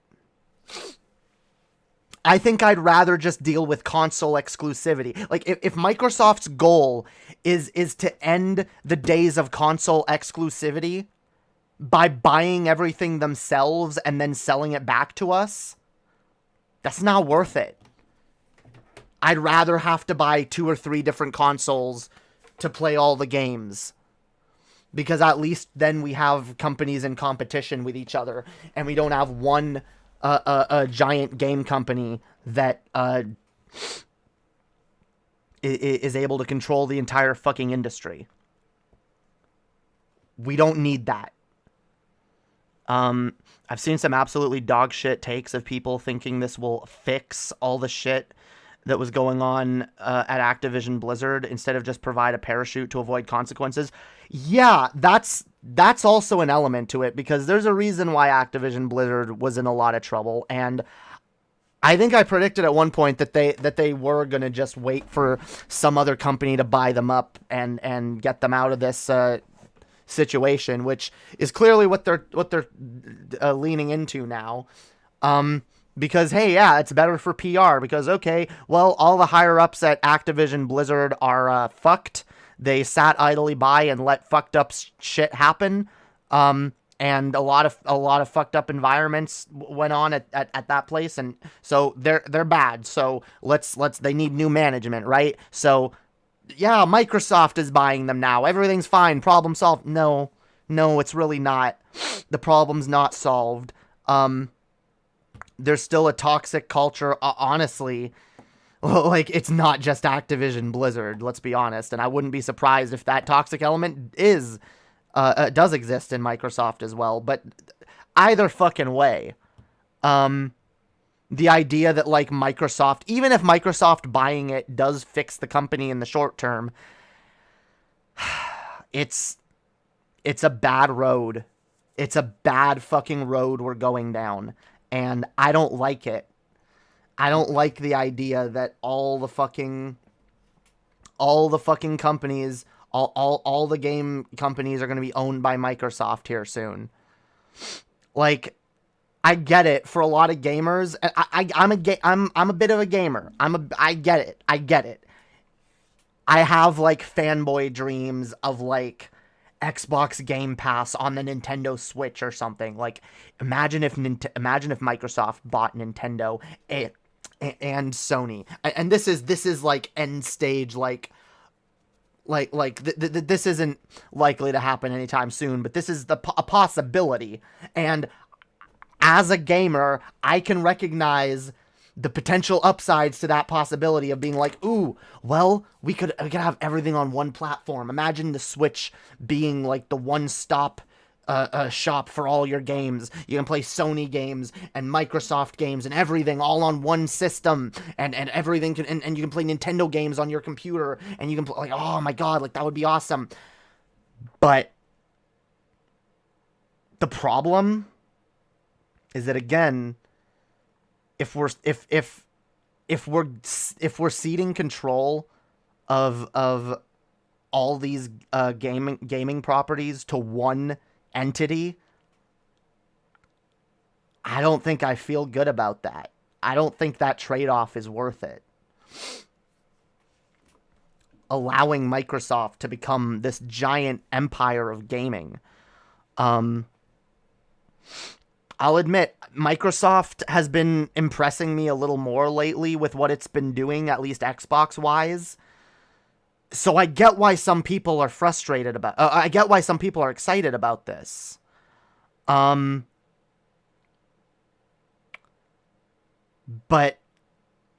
I would warn people to temper your excitement, because while shit might get better in the short term, I really hope that Microsoft...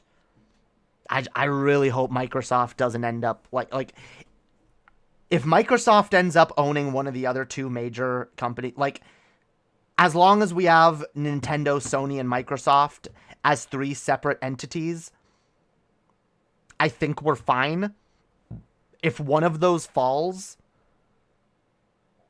I view that as being the beginning of the end. And I'm going to be honest, PlayStation's not doing great.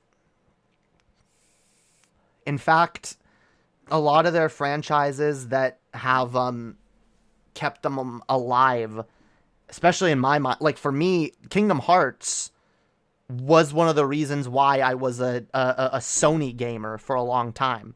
It's one of the reasons I simped for the PS2 so hard, and I still love the PS2, and the PS3. I loved the PS3, and that's where the Kingdom Hearts games were ported, and the PS4 was originally going to be the only place to get Kingdom Hearts 3, and for a while it was the only place to get 2.8. So I stuck to fucking PlayStation for a long time, and I loved the other franchise I loved, which is kind of dead now, and you know, unfortunately, is the Infamous franchise. I loved Infamous. Infamous 1 and 2 were the other reasons I loved the PS3. And that franchise is nowhere to be seen. Ratchet and Clank, what, are they going to release one new game every console generation? That doesn't feel worth it to buy a console either. Like, I think for a lot of people, the PS5 is just going to be not all that worth it. And for me, as much as, and look, if I could afford to buy a new console right now, it would genuinely be a difficult choice for me, because I do want to play Ratchet and Clank. I do want to play the Demon's Souls remake. I want to play Bloodborne. I want to play Miles Morales, even though I can get that on the PS4. And it would be nice to be able to upgrade all the games I have on the PS4 to PS5. But if it weren't for the fact that I already have a very large library of PS4 games, if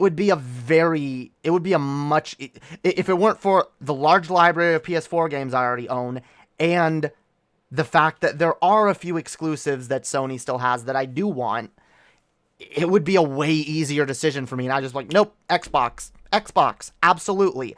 Xbox, the Xbox Series X is fully backwards compatible, literally with every Xbox game.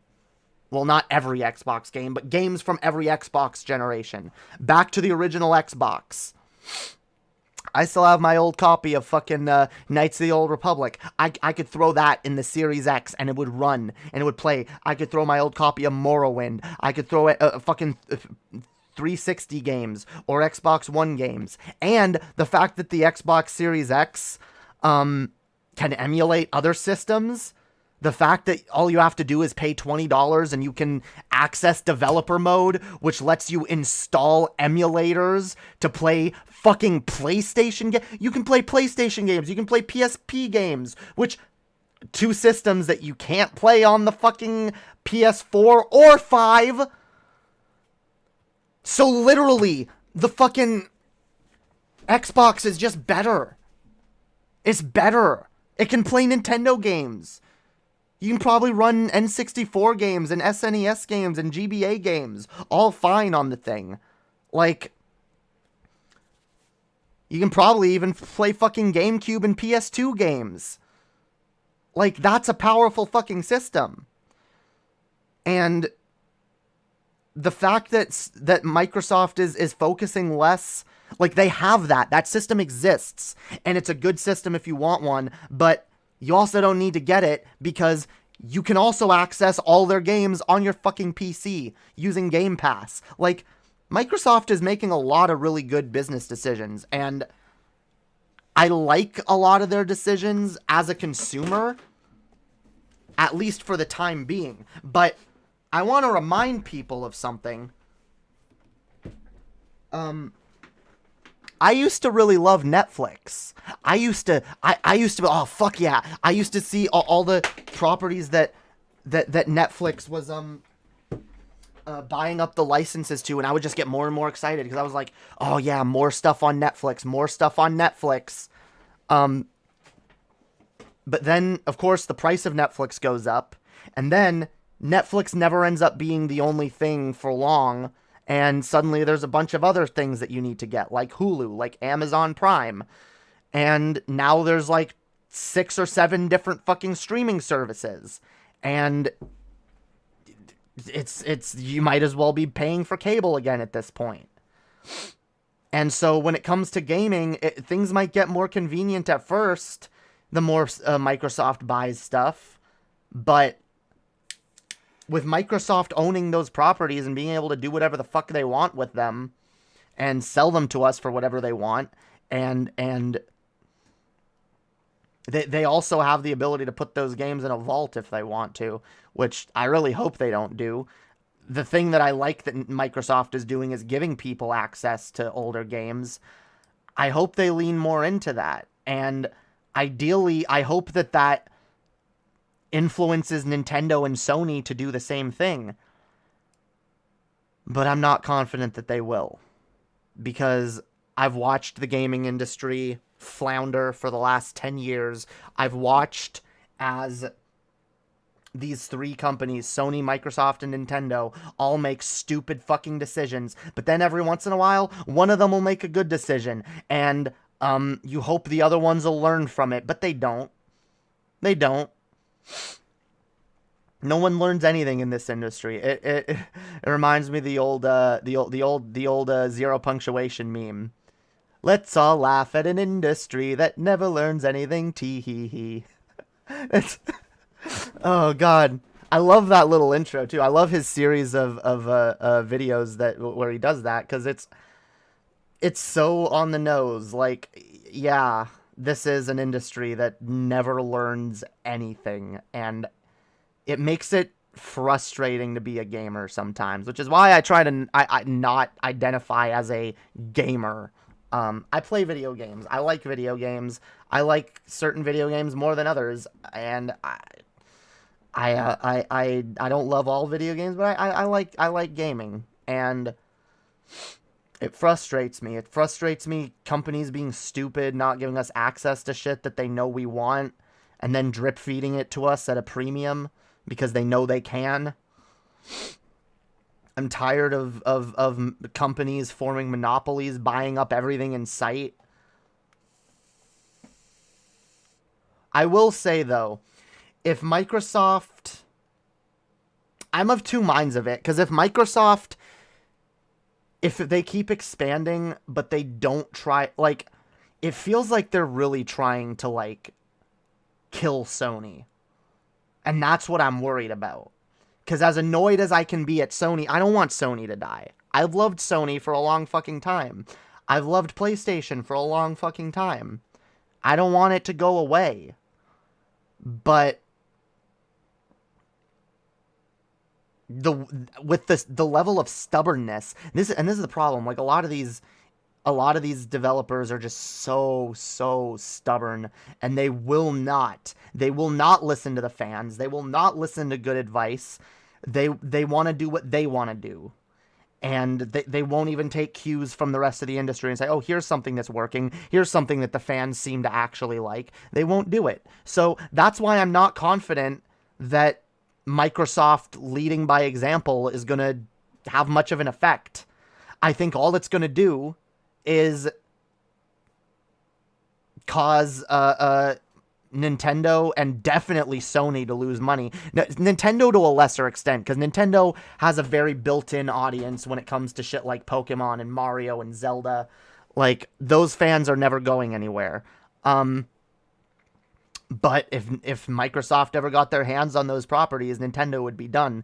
And if Microsoft ever got their hands on properties like Ratchet and Clank and the few... What else does fucking Sony even own at this point? They don't even have a lot of, like, ongoing franchises that are their own anymore. Like, most of them have just died out. So, I mean, same with Microsoft, honestly, mostly, except for, like, Halo. But yeah, I guess Sony makes the Spider-Man games. I guess as long as... If they make another sequel to that that's good, and they keep doing shit like that, they might be fine. God of War. God of War. I haven't even thought of that franchise in a long time. Like, it was good back in the day, and then they tried to reboot it, and I didn't play the reboot. I know not a lot of people liked it. God of War and the Final Fantasy remakes. Wait, is Final Fantasy VII still exclusive to PS4? I didn't think it was. Isn't it on PC now? I'm pretty sure it's on PC now, at least. And it should be on Xbox. I don't know.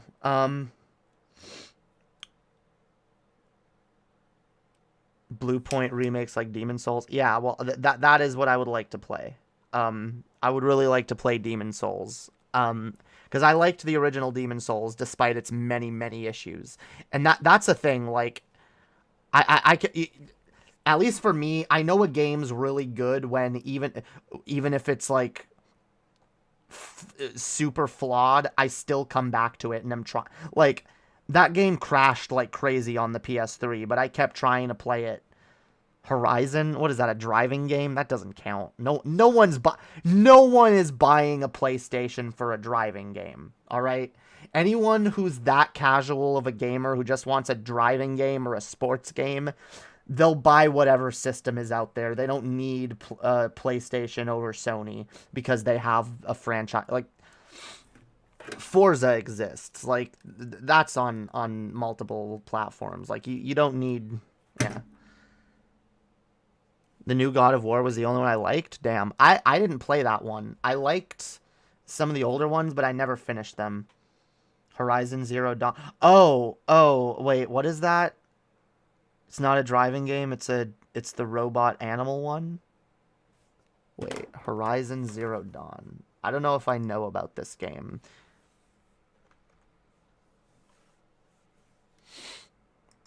I've probably seen it around. Oh, okay.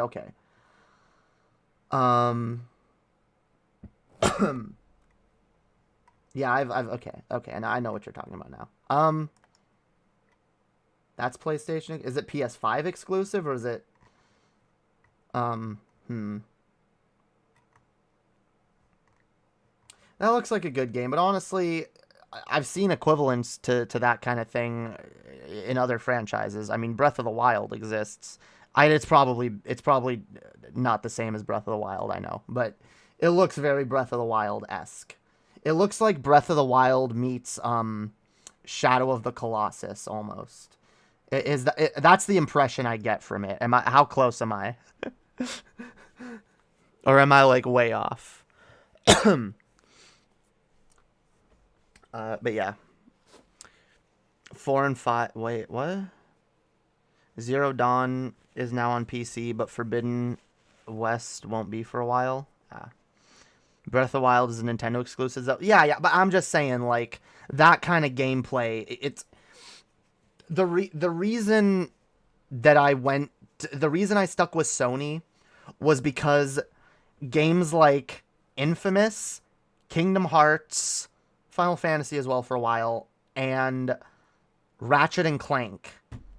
Those games were very interesting, unique games that you couldn't find anywhere else. Like, if you try to find... I've never found a game in the same genre of Kingdom Hearts that lives up to it. There are many pale imitations that I hope are going to be as fun, but never fucking come close. And same with, like, Ratchet and Clank. Like, there's just something really fun about Ratchet and Clank. All those fucking weapons you can have, and the crazy, just the crazy fucking fun gameplay. It's a crazy fun gameplay loop. Like, Ratchet and Clank has a very unique style that, like, would be very difficult to replicate without ripping off entirely. And yeah, Infamous. I really liked Infamous as a series because it did a really good job. But, like, even that, there were other games that did it not quite better. What was it?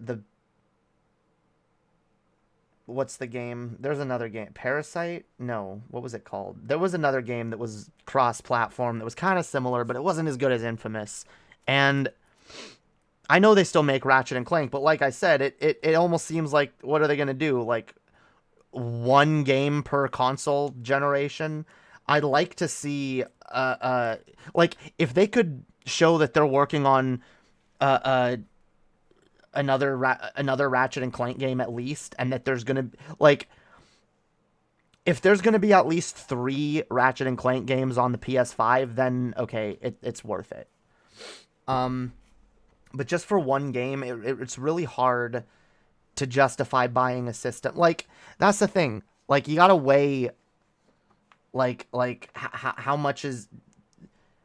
how many games go towards buying this system? How much is it worth it?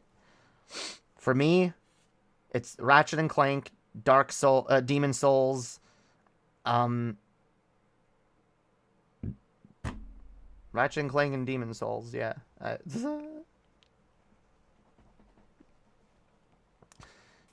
Like, there's not a lot of other exclusives on there anymore. Sort of open world RPG, but closer to like Tomb Raider gameplay or like a newer Assassin's Creed. Prototype, that's the one I was thinking of. Yes, Prototype. That was a interesting game, not amazing. Infamous was better.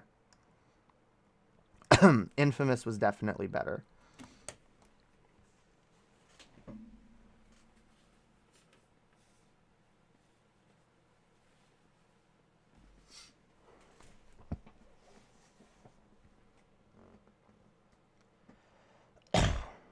Yeah, there are. You just don't care about them.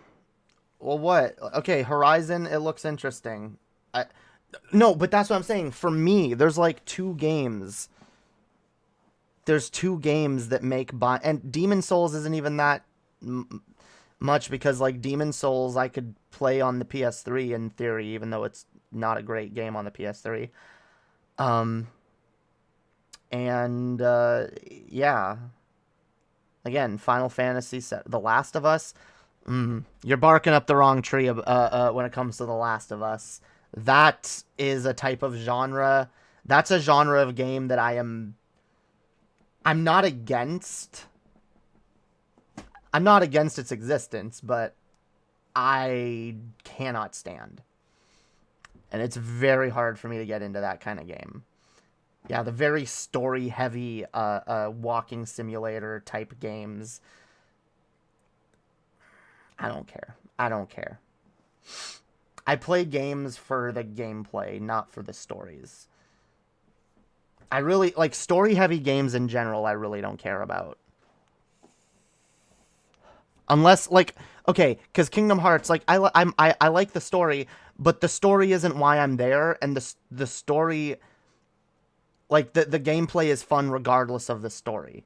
So even if I didn't like the story, I'd still like Kingdom Hearts.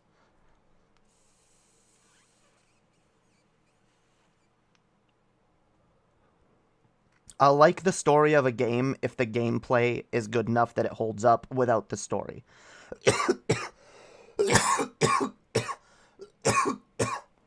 If the gameplay of a game does not hold up without the story... It is not a game, and it shouldn't be, and it should just be a fucking, it should just be like a choose-your-own-adventure movie at that point. Which, fine, if that wants to exist as a genre, I'm not against it, but at least be honest about what kind of genre you are, and stop pretending to be a video game.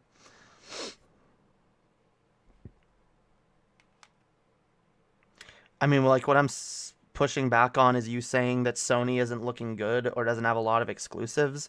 This is just your subjective opinion. Wait, okay, I can look at the let's look at the exclusives, that even ones I don't care about. All right, I get it. There's more exclusives, but what I'm saying is they don't have as many big exclusives anymore that are as much of a draw.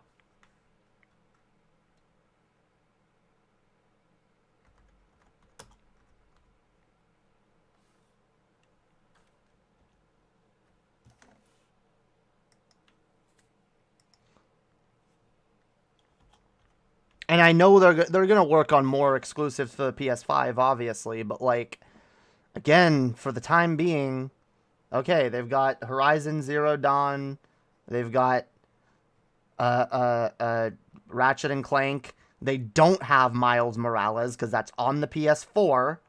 And again, that's the thing. A lot of these games are also on the PS4.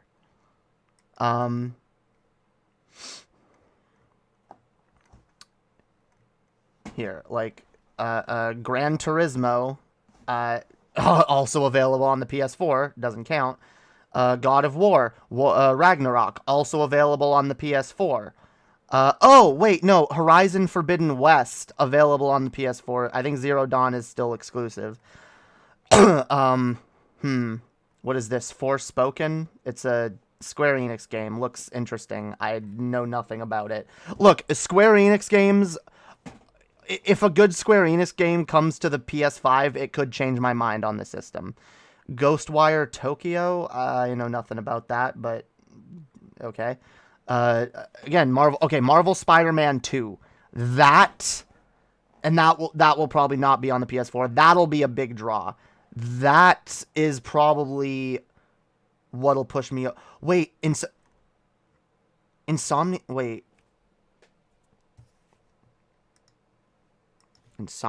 games. Didn't Insomniac do Infamous? Or am I getting that wrong? Infamous, developed by Sucker Punch.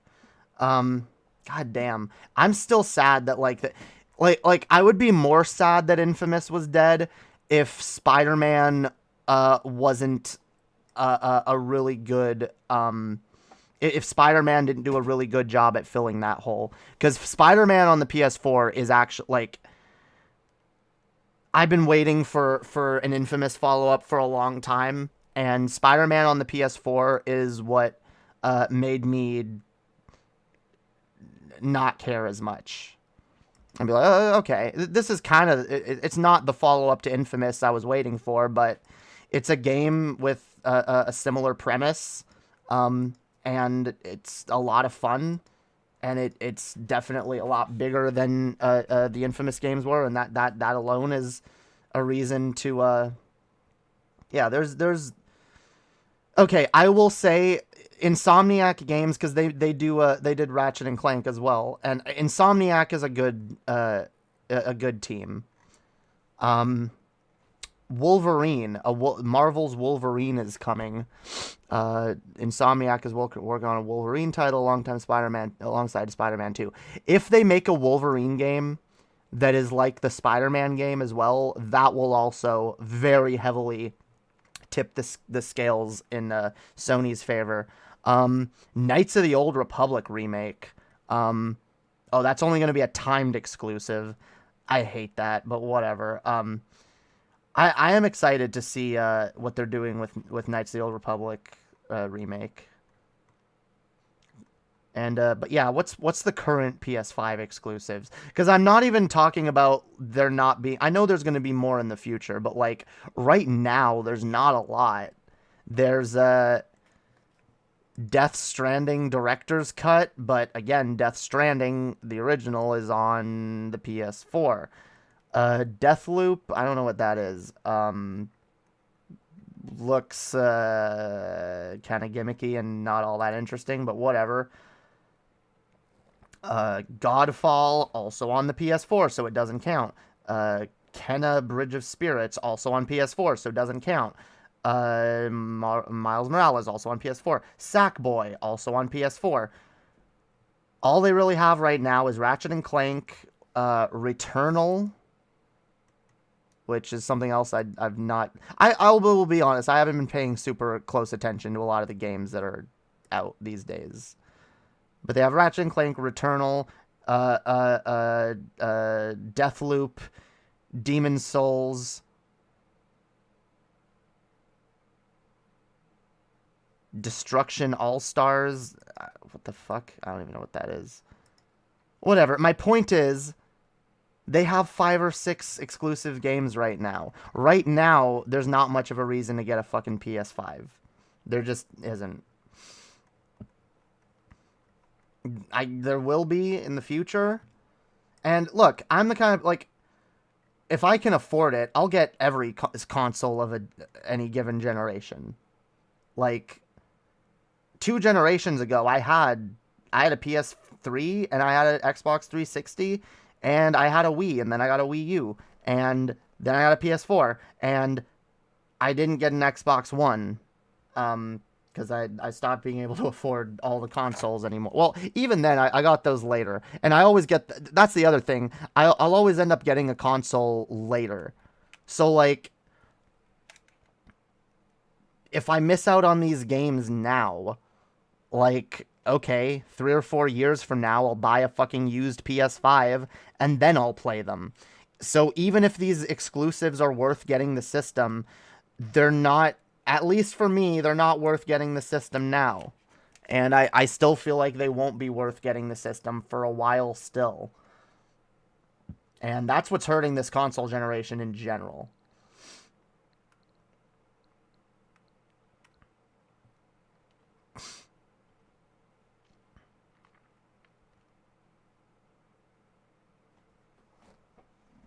Oh, Zero Dawn is on the PS4. Forbidden West is coming out on PS5. Okay.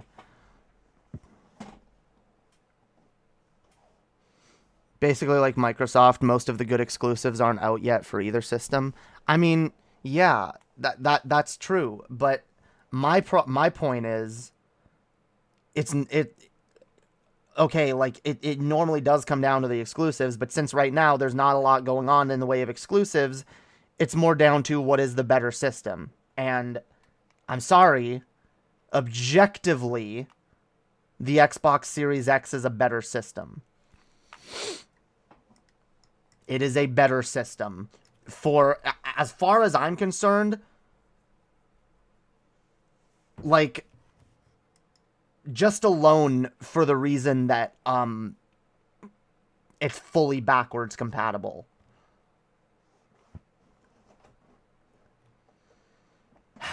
That's probably my biggest gripe with Sony right now. And that's the point that I'm getting to, which I kind of haven't made as clear as I probably should have, which is kind of the same point I have when it comes to Nintendo. They made a system, they put out this system, and they expect us to buy it on the strength of a couple exclusives.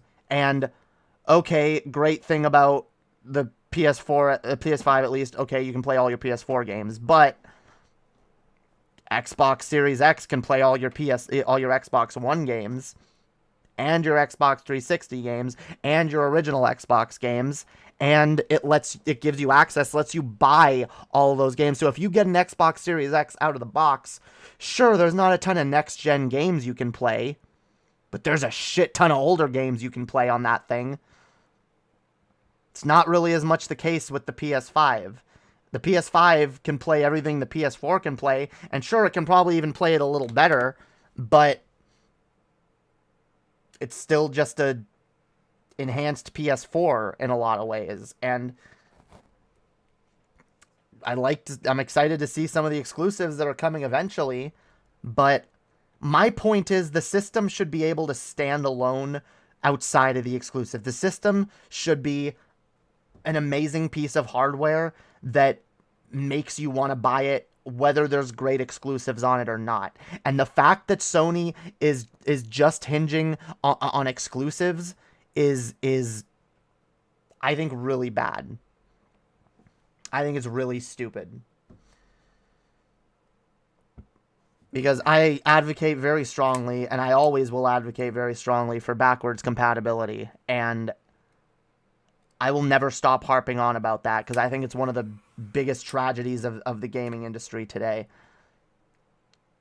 Given the place technology is at, and the fact that it is possible to go back and remaster a shit ton of games, it's possible to give us access, it's possible to emulate a ton of games. There's no reason why so many masterpieces of great games are just not playable. Why the fuck? And yeah, I'm to bring back to Infamous, okay, fine. We're not getting a new Infamous game anytime soon on the PS5. Why the fuck can't I play Infamous 1 and 2? Why can't I play PS3 games? There's so many old games that are, like, lost to time. If you don't have old copies of a game, or you can't track them down, they're just gone.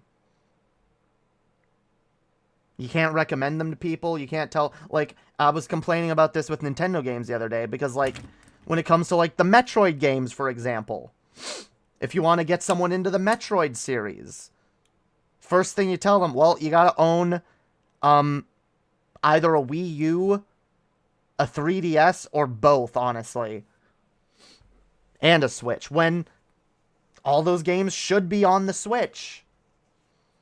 This is what I'm saying, like, Microsoft, my point is, and to bring it back to my overall point, Microsoft buying up all these properties, they could potentially grow to the place where they have so many exclusives that are theirs now that it almost doesn't make sense anymore for either Sony or Nintendo, more likely Sony, I would assume, to continue doing their own thing. And I could see Sony getting overshadowed by Microsoft. If Microsoft has way more exclusives than Sony does, and they're allowing you to play your games outside of the proprietary hardware, and they offer backwards compatibility, and they let you fucking have developer mode of the system and emulation and all this shit, like, that's gonna hurt the PS5. It is. I don't think this console generation has truly gotten kicked off, and the biggest reason is probably COVID and the chip shortage and the fact that no one can fucking find a new system right now, and even if you can, you can't. Most people can't afford it. But, like, once this console generation fully gets underway, I think a lot of the weaknesses of the PS5 are going to become very apparent. And I'm worried. I'm worried for what it means for the industry. Because I don't want Sony to fall, because if Sony falls, Microsoft will more than likely buy up their properties, or Nintendo. Or Nintendo and Microsoft will split the properties between the two. And we're just getting closer and closer to that duopoly, closer and closer to a monopoly. And monopolies are bad, okay? I know it's exciting when a company buys another company and you think of the possibilities of what they can do. Like, I'd be more excited at, maybe not the abolition, but the overhauling of copyright laws, to make it easier for people to collaborate with different property. I don't know. That's a whole other conversation I don't really feel like having right now. But I think Infamous 2 is... I think Infamous 2, I know, is one... It's part... What? It's on the PS Plus collection or whatever. Oh, yeah, I know some of those games I mentioned are on PS Now, not PS Plus. Yeah, and I don't think that's a good, I don't like PS Now, and I don't think Sony has any right telling us, what, yeah, you have access to this game, you can buy a shitty fucking, streaming service that, again, requires an internet connection. Like, I'm sorry, anything that requires a stable internet connection to stream a game, I'm not gonna like it, because even if you have amazing not everyone has amazing internet, but even if you do, there's still shit that could go wrong. I don't want to have to worry about, oh, what if my fucking what if my fucking power goes out or what? I want to have the game downloaded to my fucking system. Full stop.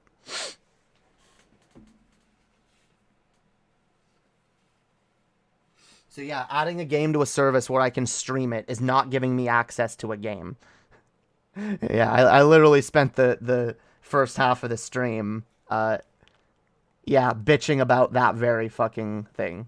So, oh god. Yeah, I don't know why, I'm just anti-cloud gaming in general.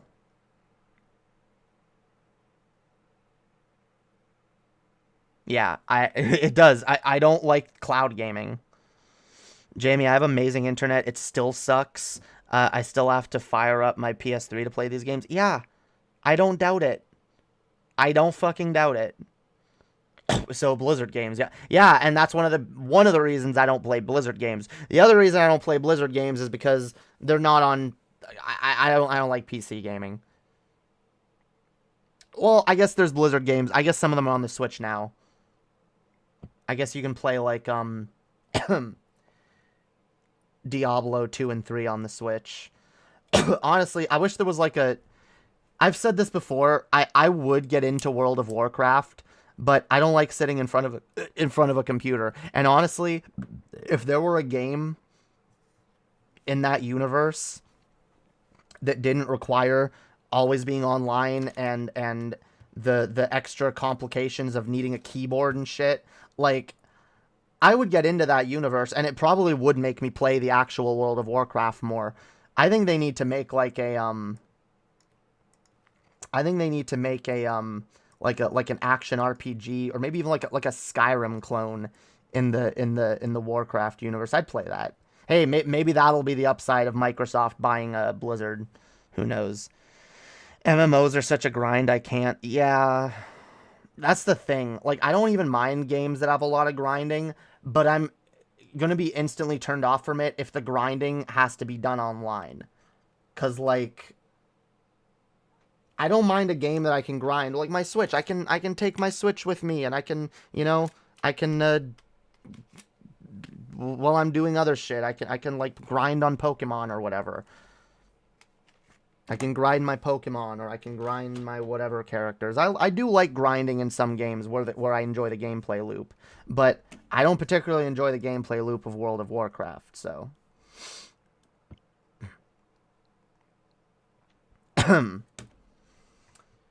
Goddamn.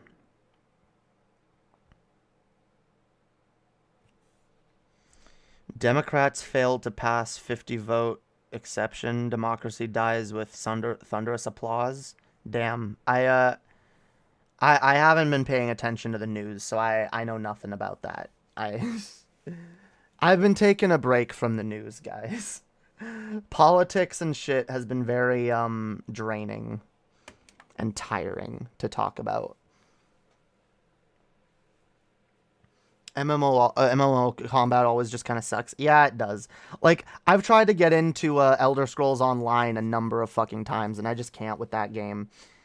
Even though the combat is less horrible than most MMOs, it still has that distinctly MMO style of combat that just makes me nah. Also, just the very repetitive nature. Everything feels like it's just copy pasted all over the world. Nothing is immersive or I hate Elder Scrolls Online. Stay in your lane? I don't know what you mean by that, but what's that supposed to mean, yo? What's that supposed to mean? Don't be mean. Don't be mean to people. Every time I check the news, it's the same thing anyway. Yeah. I don't know. I'll probably get back into covering the news at some point. It's just too depressing lately.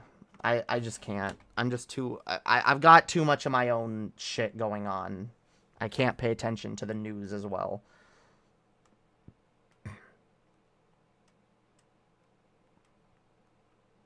Fucking news, yo. Makes me want to tie the noose. We used to have a news segment on Pull the Trigger called Tie the Noose. Tie the news. Get it? Get it? Get it. You get it.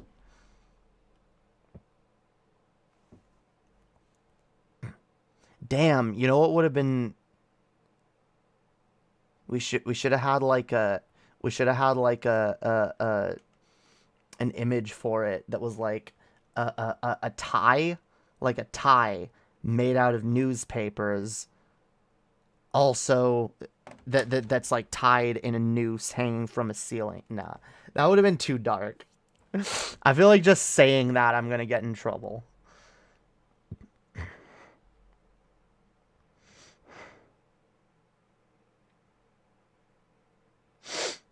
Things were better when top news... I don't care about that person. I really don't. I don't. I'm sorry. I go out of my way to not mention those memes on this show anymore.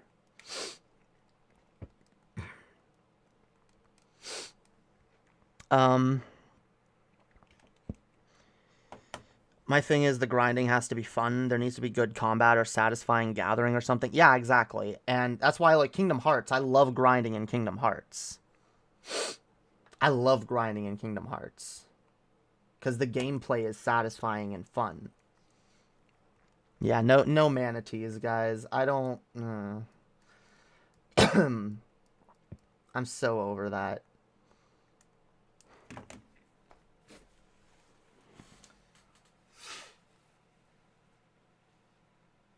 God.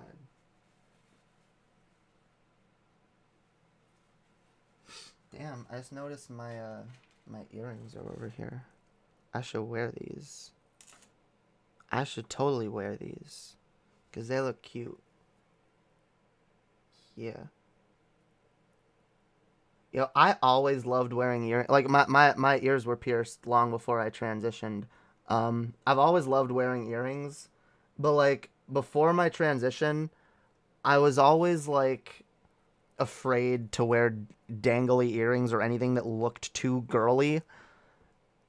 Even though I always liked them, I always wanted to. And I was always like, it was just always like, God damn it, I want to, but I can't. I'm not allowed, yo. I'm not allowed. I like dangly earrings. Dangly. They're pretty. My sister gave me these, I think. Yeah, my sister gave me these ones. God damn. Go in there. I haven't worn earrings for like 3 or 4 days. So, no, okay, they didn't close.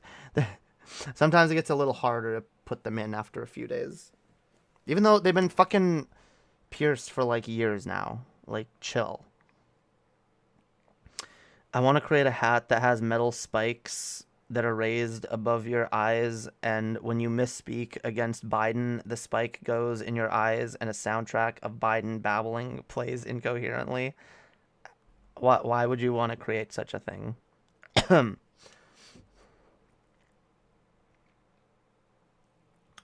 No, we should be criticizing Biden more.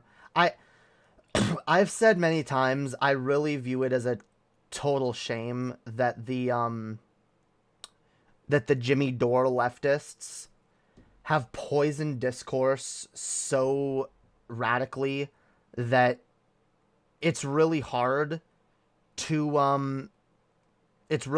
criticize Joe Biden without people being assholes about it. Like you get the anytime someone who voted for Biden tries to criticize him, you get the Jimmy Dore leftists that come out of the woodwork going, oh, what? You mean Biden's not perfect? Oh, you mean voting for Biden wasn't gonna fucking solve all our problems?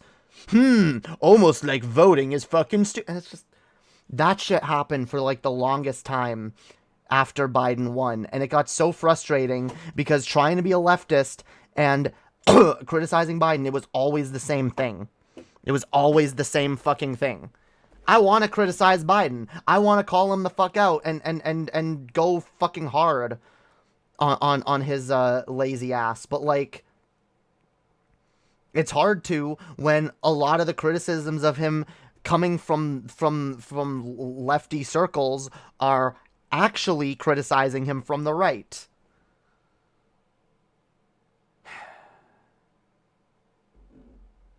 Or simply criticizing him through a perspective of, oh, well, voting is stupid, and you said voting wasn't stupid, and now you don't like the person who won, so... I'm just so sick of it. I'm so sick of it.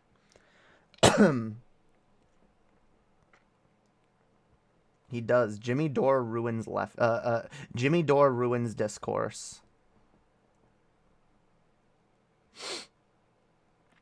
You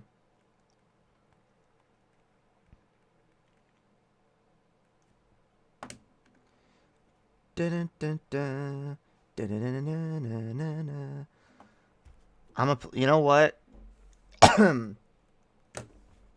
Oh, there's another game that should be on the Switch that's not. Why the fuck isn't Symphony of the Night on the Switch? I love Symphony of the Night. I love Castlevania games, especially the Metroidvania ones. Yeah, yo, I got the Advance collection, but it's annoying because like I got the Advance collection. It has Circle of Moon, Harmony of Dissonance, and Aria of Sorrow, the 3 ones on the GBA, and then Dracula X, which, if I'm not mistaken, isn't Dracula X in the other collection? I actually could have sworn it was.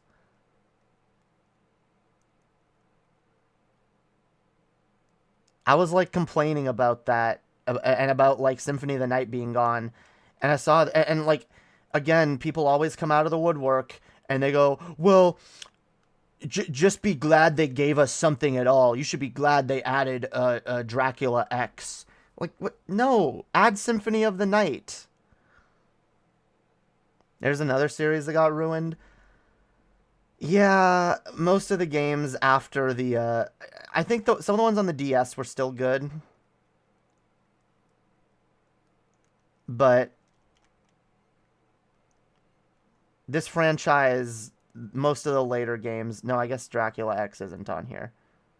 No, wait, isn't that what Castlevania Bloodlines is? Aren't they the same game? I don't know, maybe I'm wrong. But yo, this was my fucking jam when I was a kid. This was my first Castlevania. This was one of my first games ever. This was my first Game Boy game. My grandmother had a Symphony of the Night for the Requiem collection was paid by Sony. Damn, fuck Sony. Trying to hold that as an exclusive. Fuck that. That should be on the Switch, 100%.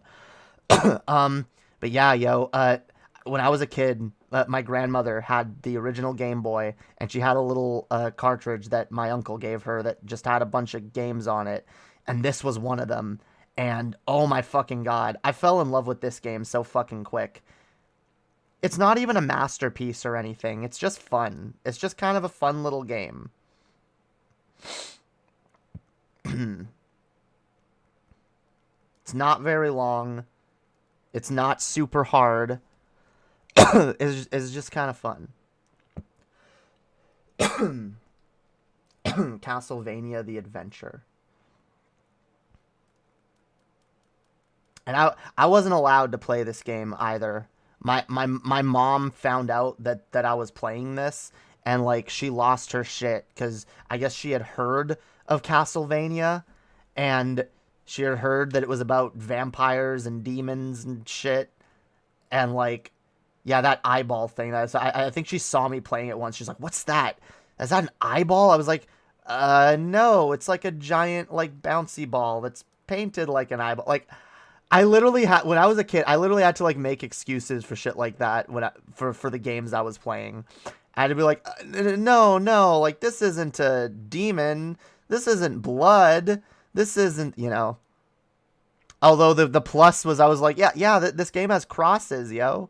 It's a Christian game. There's crosses. Look, see,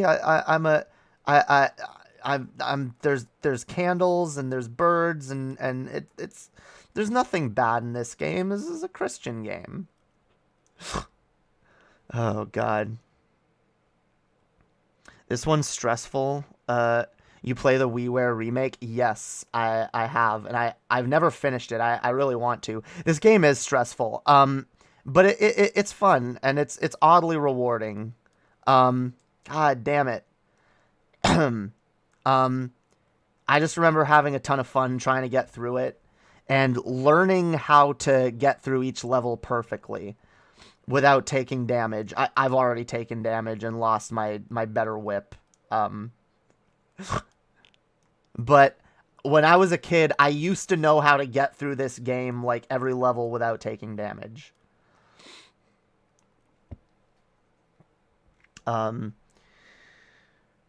You should be grateful for this company for providing you with an inferior product that you have to pay for. Yeah. I will never... Fuck fuck anyone with that opinion ever. The DS was like a decade ago. Yeah, that is true. There were a couple Castlevania games on the Xbox, on like the 360 that I had. I actually never really played. I tried. They were not all that fun. The only good 3D Castlevania games really were the ones on the PS2. Those were fun. Those ones had like a very like Resident Evil kind of vibes. Damn it, I missed both of them. Ah. I used to be better at this game, god damn it. If I had the projectile whip, I would have been able to get both of those power-ups. God damn it. That's a shame, yo. And yeah, I would try to like I would always try to like hit the zombies or whatever before they hit the ground.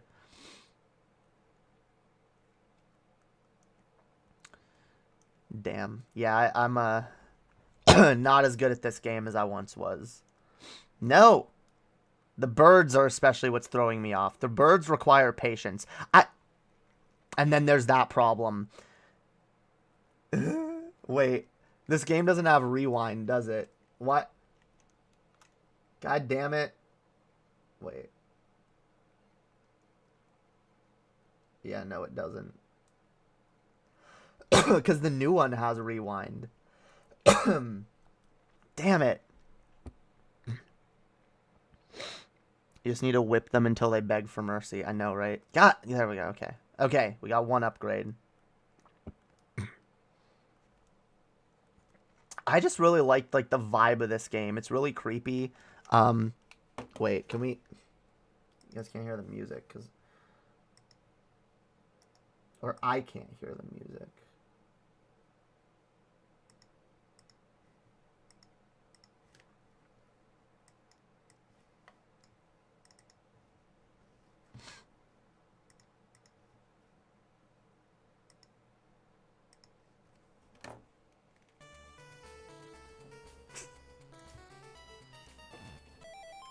Hang on. Yeah, okay. Cause like I always thought the music in this game was chill as hell. That's one of the reasons I loved this game.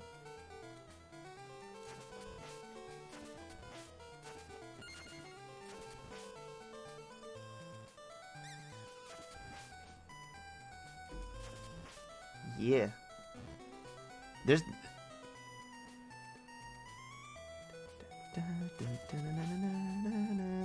I love it. I don't know why. It gives me that nostalgia drip, yo. I know some people don't look back as fond at this game as fondly as I do, but I really love this fucking game. All right, let's jump this. No, wait. I always mix up the jump and the whip button when I... Okay, let's do this. No. Ah, come on. You gotta time that so... But no! Okay. Ah.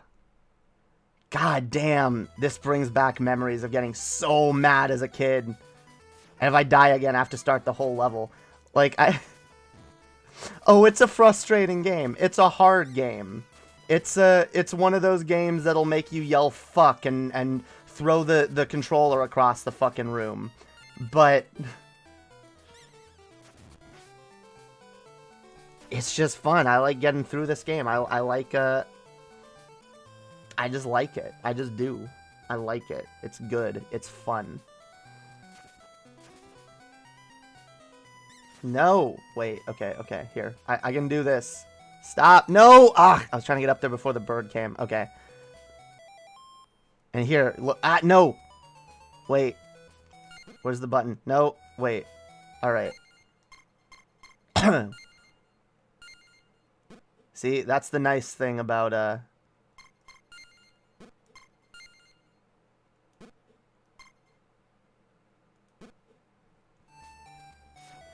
Yeah, the song is a jam, yo. Ah! No! Ah, fuck! I was off by too much, yo. I was slightly off. Like, yeah, this game, there's a lot of trial and error. You have to learn how to jump on platforms properly. You gotta time your jumps. You gotta time jumps like this. You gotta go as far to the edge of a platform as you can possibly get sometimes before jumping. Otherwise, you're fucked. It's a punishing game, but it's rewarding. It's oddly rewarding once you get through it. No! I hate... I've also played different versions of this game. The original version, as well as this version, when you get hit, you lose your weapon upgrade. I've played ROMs of it where you don't lose your weapon upgrade when you get hit. I don't think that's the proper way to play it, though. This is an easy emulation snag. Oh, definitely. In fact, I already had this on my 3DS before, actually, yeah. Not even just emulation, because, yeah, this was on the 3DS eShop. God, no! Why can't I hit the fucking bat? There we go. Okay. No, and okay. No! Oh my god. That fucking bat. If I had the longer whip, I would be doing this easier, but, like... Yeah, and having to jump across this every time and, like, not fuck up. Because if you fuck up, you gotta start over. No! There we go. Okay. Wait, okay, so we got everything. Alright, the bat's gonna appear again. Right? No, he's not. Okay. Oh, we're good. Okay. We're good. Oh my god. No! Come on. Come on. There we go. Alright. But yeah, getting this on an emulator is easy. It's not a hard game to obtain. Damn. But like, it was when I got to the end of this level and like fought this fucker for the first time that I was just like, damn. This was my first boss fight ever in a game.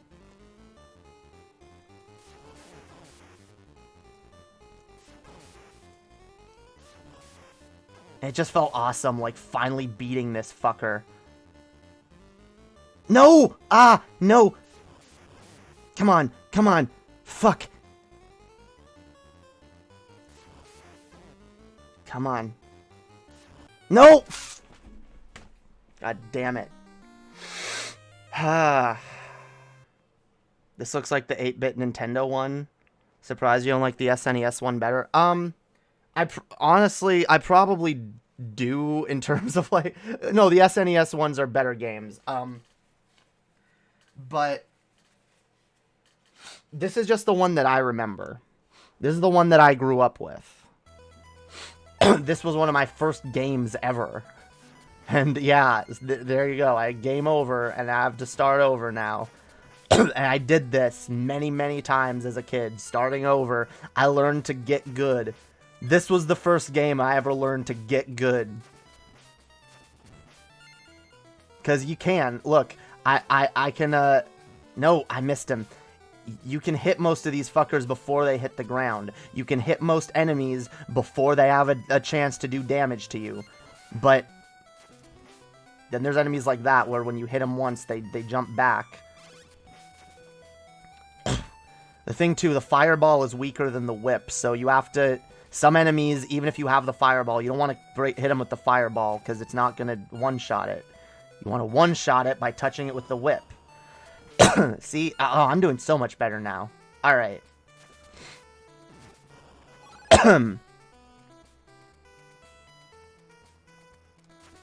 Wait, I didn't take Oh, I didn't. Never mind. I thought it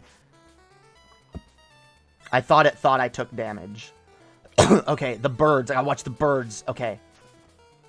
These birds are what I gotta watch out for. Oh, and these fuckers. Alright. Come on. Come on. Oh, that bird almost fucking tricked me. I almost jumped to hit it. Okay, wait. There we go. This game is all about timing, honestly.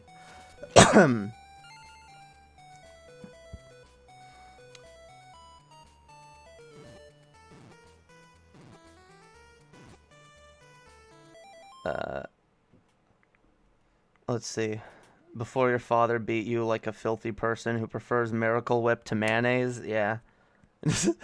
Oh, my parents hated that I played this game. They didn't know. I lied to them. They knew that it was on that little cartridge, that little collection of games. And they took it away from me a couple times. But one of the few times I got it back, I like promised. I was like, I won't play Castlevania. I'll only play the other games on it. There was like Tetris. There was what's that game? Flappy's Adventure or whatever. There was this one Japanese game that I actually kind of liked. That for the longest time I didn't know what it was called. It's called like SD Lupin the Third.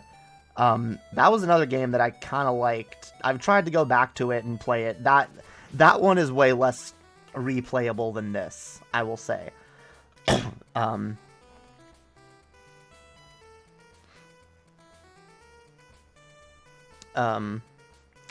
When I was a wee lad going to the arcade, I'd play the hell out of Turtles in Time. I'd beg strangers for quarters, and when I'd die, and the countdown would go. Damn. Yeah, I never really had the experience of going to the arcade. I've gone like a couple times in my life, but it's always been a novelty. Going to the arcade has never been how I play video games.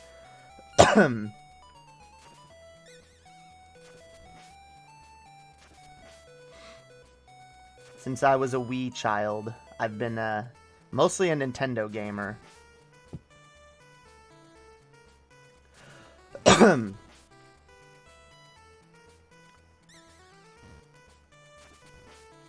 That's an anime game? Yeah, I know it's an anime that exists. The game itself was an interesting game.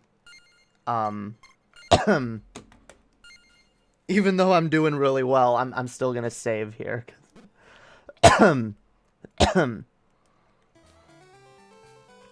Yeah, it was just a weird game. It was like a Mega Man type game in that.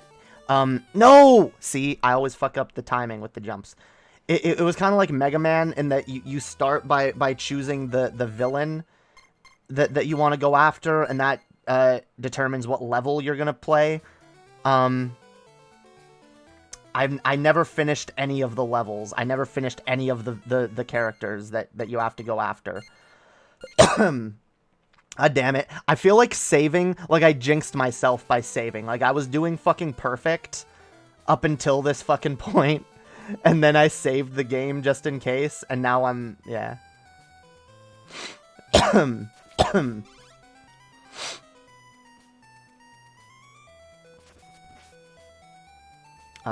Do I even need this shit?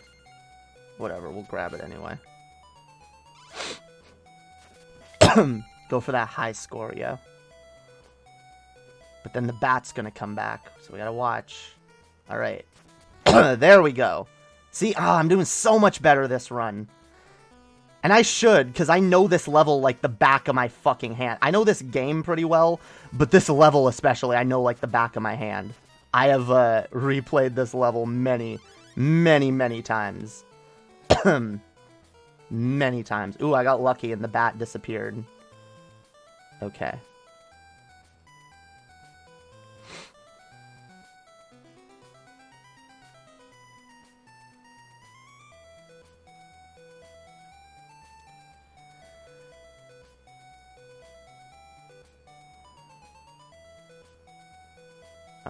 Alright.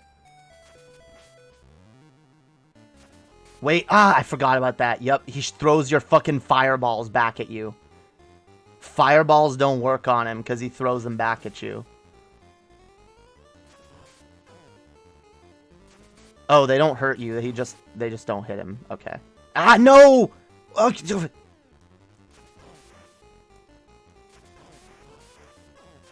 Because I have the powered up whip, so this is easier now. Yeah! There we go. There we fucking go, yo. See, I didn't grow up with this. I played it first on the 3DS, I think. I don't think I've gotten past level 2. Yeah, I've beat this game. I didn't... To be fair, I don't think... Did I ever beat this game on the original? I think I did. Ah, this level brings back... This level I know a little less well. This level throws me for a loop a little more, but...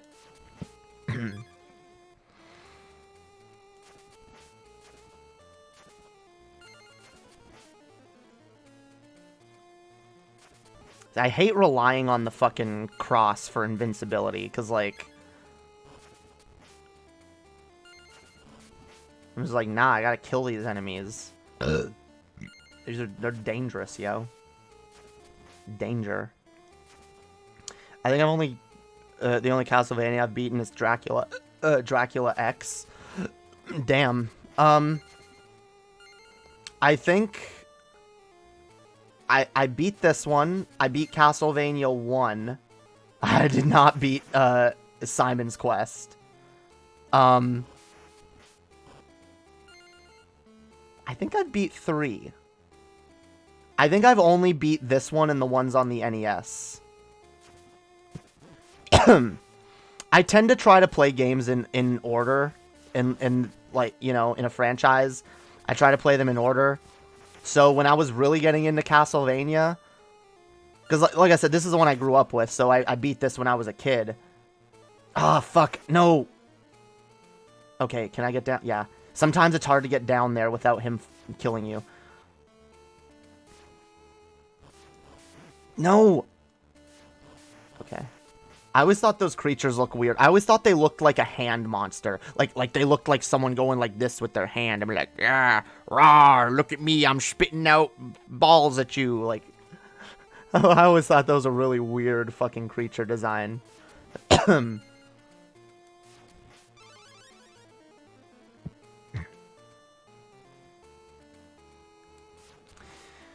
Meta Moniker, I don't know if you can tell that I'm ignoring your insanity and trying to say shit that's more ridiculous so that until I respond.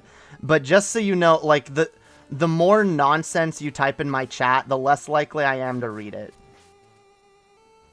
Like, if you're not like adding something and you're just trying to like talk nonsense, like get me to say like some weird shit, like that's a little weird. Alright. I was more of a Mega Man kid. I beat 1 to 6 and 8. Yeah, and sorry, I was only looking at the shit you were posting before that. But yeah, Mega Man games are good. I think I've only beat the first... No, I don't think I beat the first. I think I beat like the second or third one. I've only beat like one Mega Man game. I actually tend to like the Mega Man X games a little better. I haven't... Oh, no, I think I finished Mega Man 8, actually. No, whichever one was the first one that got remade on like the Wii and the PlayStation and everything.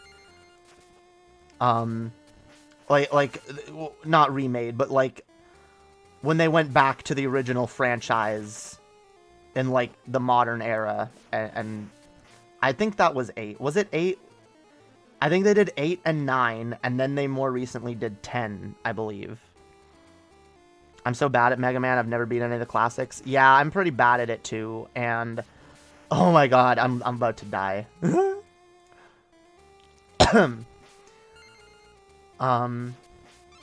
Ooh, there we go. Okay. No! Okay. I keep forgetting you need to ignore those candles, because you will die. You will die trying to get them. Okay, wait. I know there's a way to get these bats without getting hit. No! I mean, I guess it's not as super important to not get hit before you have a power-up, but, like, these bats fuck with me. Their movement patterns are annoying to predict. Yeah, what was it? Because I have I have all the Mega Man games on the Wii U. I haven't really bothered with any of the Mega Man collections that have come out because I have most of the Mega Man games already on the Wii U. And I'll be honest, for the amount I paid for each Mega Man game, because I bought them on the Wii U. I bought all the ones on the NES for $5 a piece. I bought all the ones on the SNES for like $8 a piece. I bought them all. And then Capcom started putting out collections of the Mega Man games. But what pissed me off is that they split the collections in two, right? Because it's like the Mega Man collection, the Mega Man Legacy collection, then the Mega Man Legacy Collection 2, and then the Mega Man X collection, and then the Mega Man X Collection 2. Like, those should all be one collection, maybe two. Maybe two, okay? Holy fuck. I'm not buying 4 different collections to get all the Mega Man games. I already have most of them on the Wii U, and I can emulate most of those games on many systems. They're not worth it. Yo, what up, Mango? Blaine pours their milk before their cereal? Damn.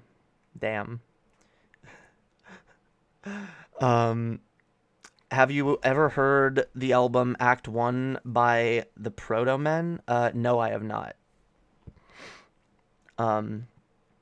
I leveled up in gay. I actually have a GF, Happy Noises. Awesome, yo. Hell yeah, congratulations, yo. That, I trust me, I know,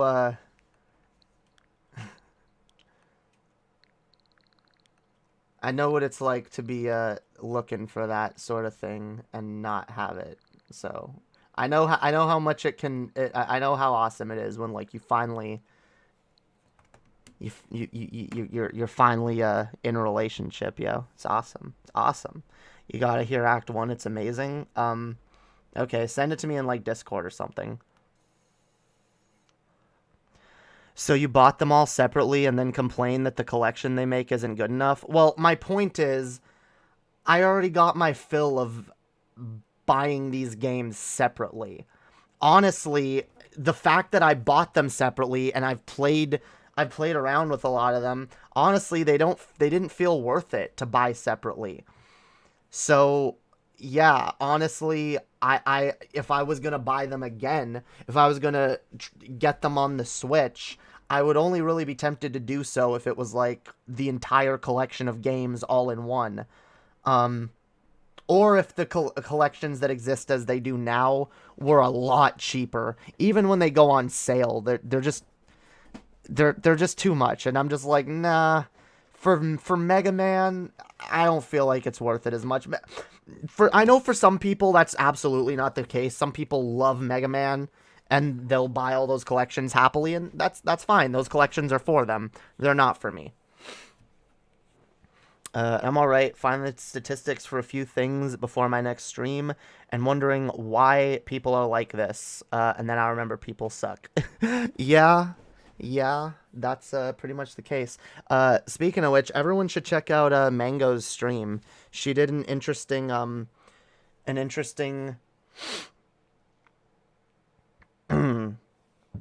stream about evil, fucked up fundamentalist religious cults. And yeah, it's... Hang on. Do you get all... I don't think you do.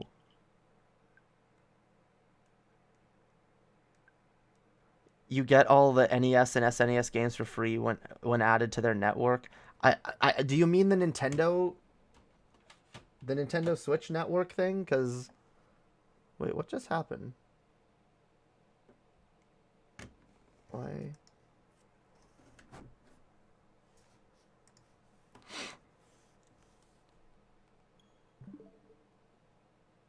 What did I just do? I don't even know what I just did.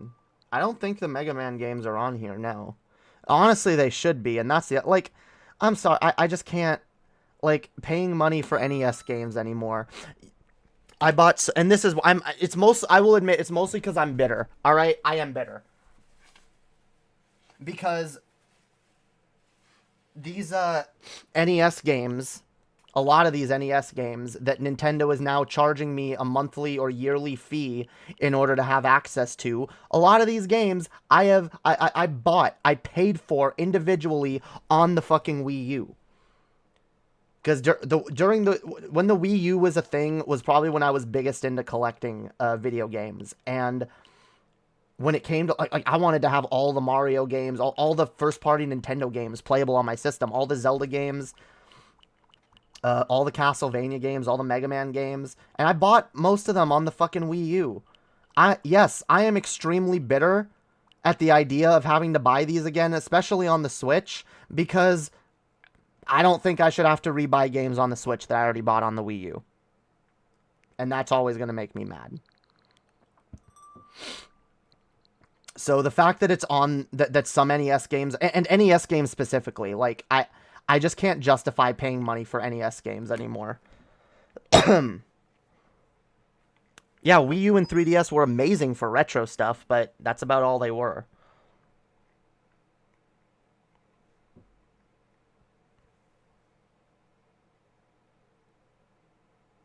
You pay for online, you pay to access online, and you get, like, NES, SNES, and now N64 games. Although, you gotta pay double the subscription service if you want these N64 games. And they don't even run amazingly. Isn't that dandy? Isn't that swell?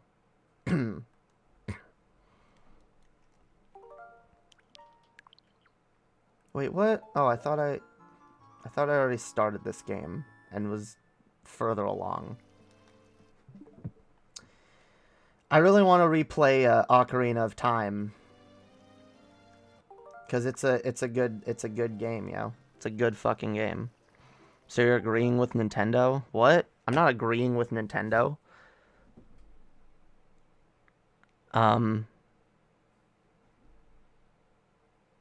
You like their decision? No, I don't like their decision. Okay. Here's the thing. If they're gonna go the subscription route, then they should go all in with it. If they're not, then they shouldn't even bother.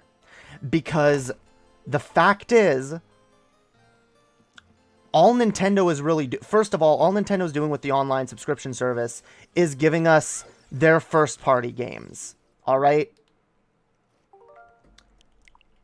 Other games, for example, there's other games on the N64 that have gotten ported to the Switch separately that cost like $20, $30 for a single game. I'm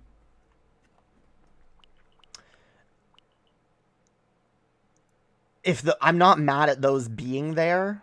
They should in a way, but like honestly, Nintendo should be providing a way to access these old games, all of them, and they should make like these companies shouldn't have to port their games. They should all just be able to emulate on the fucking system. And if they're going to charge this much for an online subscription service, there needs to be a hell of a lot more games. Honestly, I'd be less mad at the subscription service if it included all the Mega Man games. You want to pay for games piecemeal then? Gotcha. No, I want it to be either one or the other, okay? Do I kind of do I kind of prefer paying for one game at a time? Sure, because then I can choose which games I want. But if I'm going to have to do that, I want the game. I want to own the game. I want the game to be mine, and I want the game to be playable on the next fucking system that they put out. I would have been fine with them putting a shop where you can buy most of these games that were also that you could also buy on the Wii U, if it meant that the ones I already bought on the Wii U are now I already own them on the Switch. The fact that they got rid of all of that and are now giving us some of those games through a subscription service, and then other of those games they're making us pay for all over again through various collections that are now up to the developers. Because look, see, if you want old Castlevania games on the current Nintendo system, the 3DS and the Wii U, they had all those games as part of their virtual console service. Nintendo's not doing that anymore, so now it's up to Capcom to put together these collections. Konami to put together these Castlevania collections. It's up to Capcom to put together the Mega Man collections. My complaint is that I already bought all those games in the last console generation, and I shouldn't have to buy them again. So if they're gonna if they're gonna try to make the games that we bought last generation obsolete by giving us a fucking subscription service, then the subscription service should be far more fucking complete. Okay? That's what I'm saying. These services should have way more fucking games on them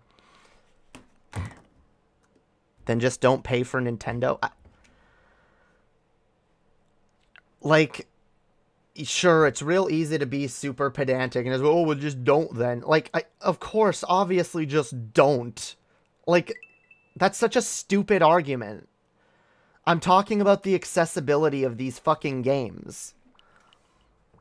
Which, for me, it's easy to be like, okay, just don't, because I have older systems that can play them. Although, it is a little inconvenient, because I'd rather have everything on one fucking system. And when it comes to what Sony and Microsoft are doing, they're at least leaning into that a little more.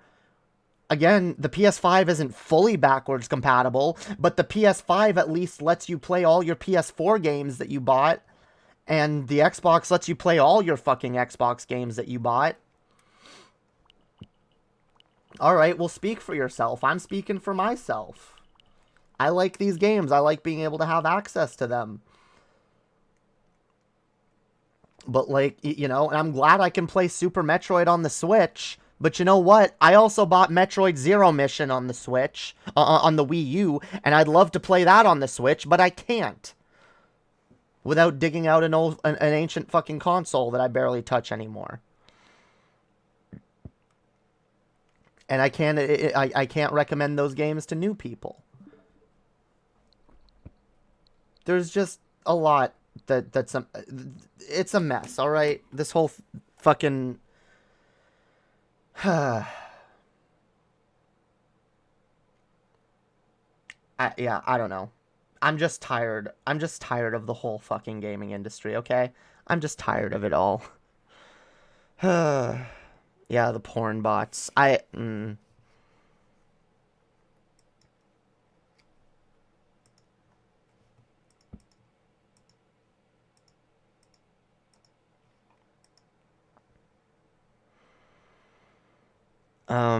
Anyway.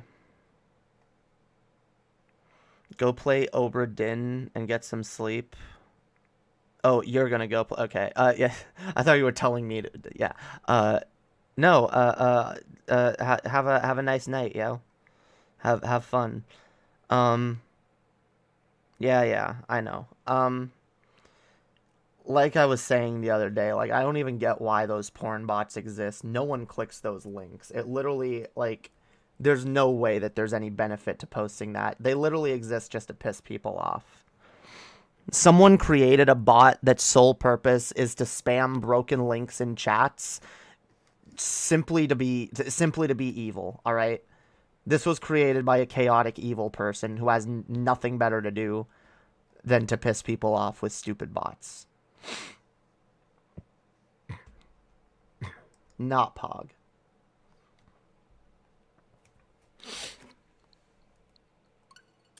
Anyway.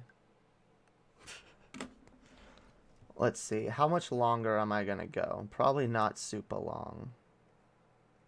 But just a reminder, if anyone's if y'all are enjoying this stream, to hit the like button, subscribe if you're not already, join my Discord, follow me on Twitter, consider becoming a patron for only $2. Or consider donating. Tossing a coin helps me out a lot. Also share this shit around. That shit also helps me out a lot. Spread the word of Hopium to all corners of the earth.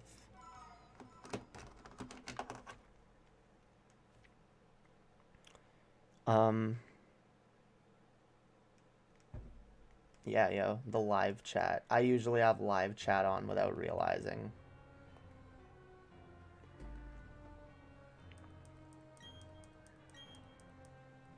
Spoilers, yo. Spoilers. I'm near the end of this game. All right, I'll open it up to the chat. Y'all can ask me whatever you want to ask me now. I'm just gonna keep playing this and talking to you guys. Damn, yo, it's Palkia. Yeah, I'm like right at the ending of this game, which is Pog.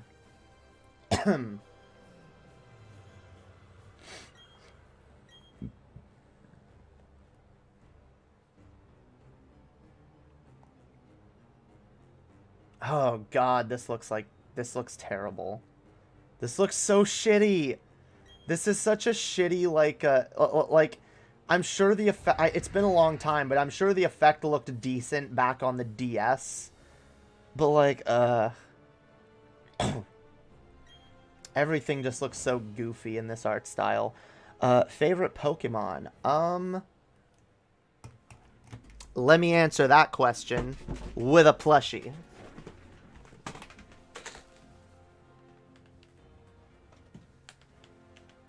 Or two, actually. Because, yeah, my favorite Pokemon are Umbreon and Gardevoir. The best Pokemon. Best Pokemon. I really wish I had shiny plushies for these. It's I found both of these in a store in here in Toronto, and I bought both of them, and they were like $30-$40 each, like not super expensive, but not super cheap either. And then I went back to the store a little later, a few weeks or months later, and they had shiny ones. And I was like, aw, like shiny, like I wish I got the shiny ones. But I couldn't justify spending that money on two plushies that I already had just to have them in a different color scheme. But eventually, one day I will obtain them because I want them. I want my two favorite Pokemon in shiny form because I love both of those Pokemon and I love their shiny forms. And actually, I think I should have been able to get a fucking Eevee by now. I gotta go look that up. I might have missed it. Or maybe it is. I still haven't gotten there yet, but I haven't been able to find a Ralts yet, which is kind of disappointing. Because I would really like to raise a Ralts and evolve it into a Gardevoir. Jamie's lying. Her favorite Pokemon is Basculin. Damn. I really don't like the fish Pokemon. I don't care for them at all. They're like boring. Fish and birds, honestly. Most of the fish and bird Pokemon just look like fish or birds. If you showed me an image of like Goldeen, Basculin, Staravia, Starly, Spearow, any of these Pokemon, like if you just showed me an image of it and I didn't know that they were Pokemon, and you told me that these were just cute cartoon pictures of animals, I would believe you.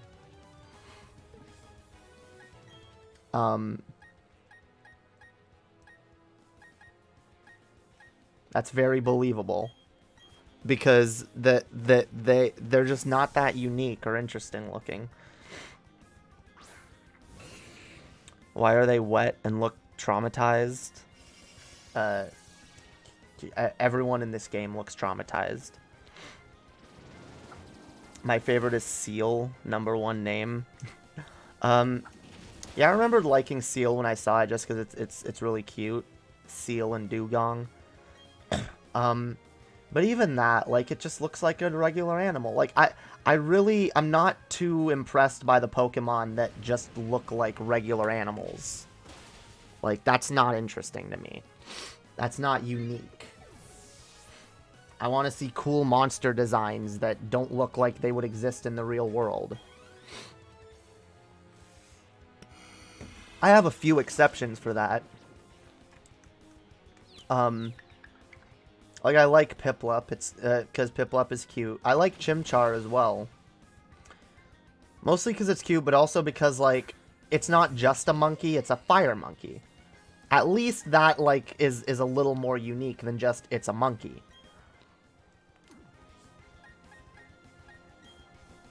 Although, the 3 fire monkeys in Gen 5 are a little redundant after the existence of Chimchar. But... I'll let that go.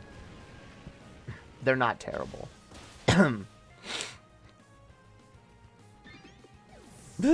A second favorite is Shu. Yeah, yo. Shu. Shin Pokemon! Yeah, yo. I still need to collect all the Chimpokemon in South Park Stick of Truth or whatever. I didn't collect all the Chinpokemon, yo. I remember my first time seeing that episode and just being like, I was almost offended because I was like really into Pokemon at the time. And I was like, what do you mean Chinpokemon? That's so stupid. And like what they pretended Pokemon was really stupid. And the whole thing of like, oh, like this is Pokemon. We're gonna train you up to learn how to fight the secret power, which is America. Like, the idea that Pokemon is secretly raising child soldiers to, like... I guess they were making fun of that idea, because a lot of right-wing dipshits and Christians, thought, like, oh no, Pokemon is evil, they're gonna destroy our children. So I guess that's what that episode was, like, making fun of. Do you know what Chinpokemon translates to? I remember it being something dirty. I can't quite remember. God damn it. Is my hat not, Yeah.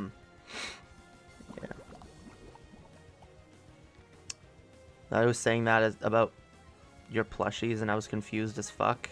Wait, what? My plushies look wet and traumatized? What? Yeah, I know. I'm saying Pokemon is dumb. It's saying Pokemon is dumb but harmless. Yeah. Pretty much. I mean, I can see thinking the Pokemon is dumb. I don't tend to agree, but... it's not for everybody, definitely.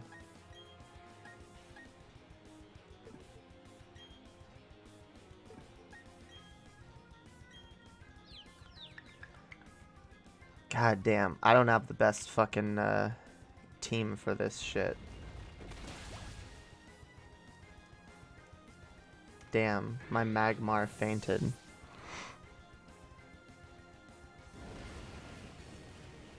Chinpokemon. Damn right. It means little penis monster. Remember during the Go craze conspiracy, theorists were saying Go was a way for Japan to map our streets, to nuke us all. They didn't have they didn't have Google Earth. Yeah. Yeah, conspiracy theorists will always find a way to freak out about everything.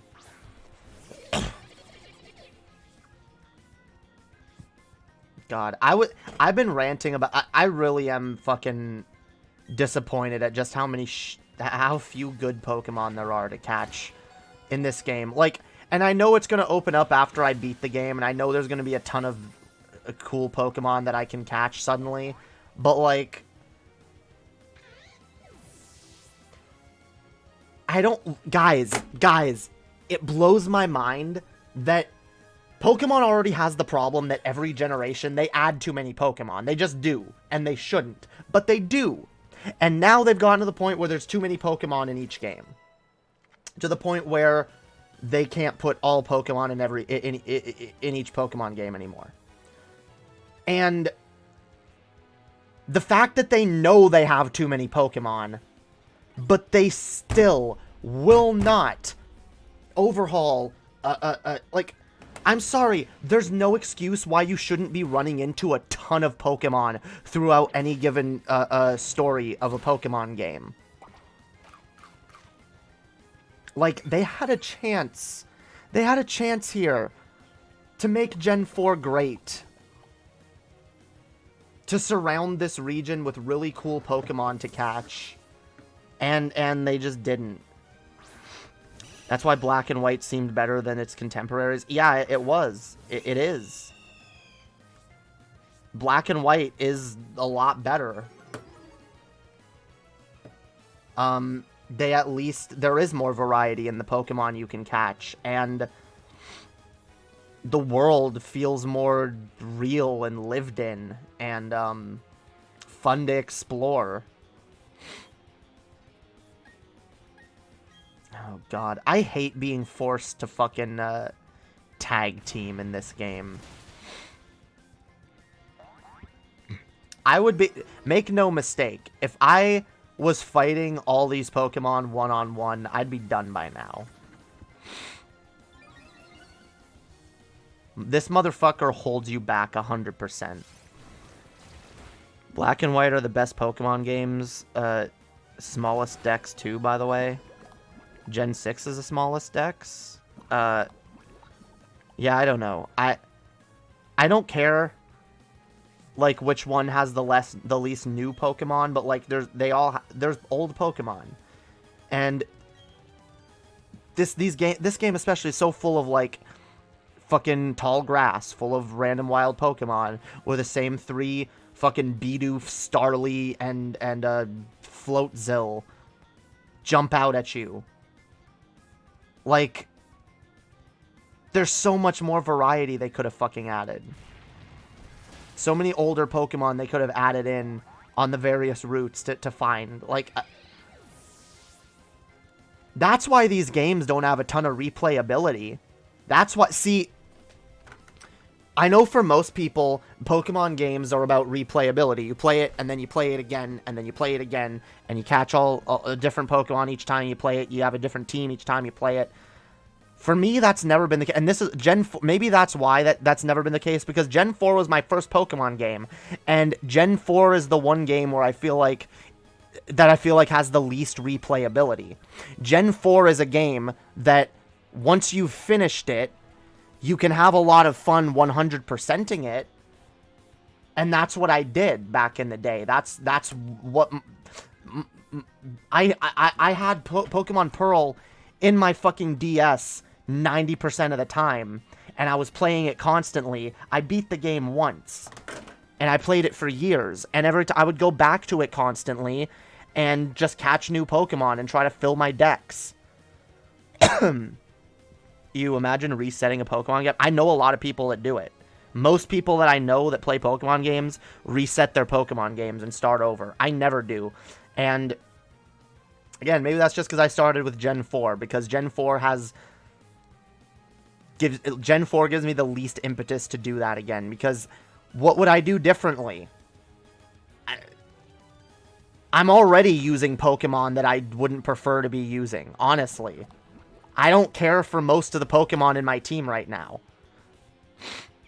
But they're the best fucking options, and that's the annoying thing. In other Pokemon games, you can choose your favorite Pokemon. You can raise your favorite Pokemon. In Gen 4, it's just more about, like, well, what options do you have at hand? And you kind of just have to go with whatever's there.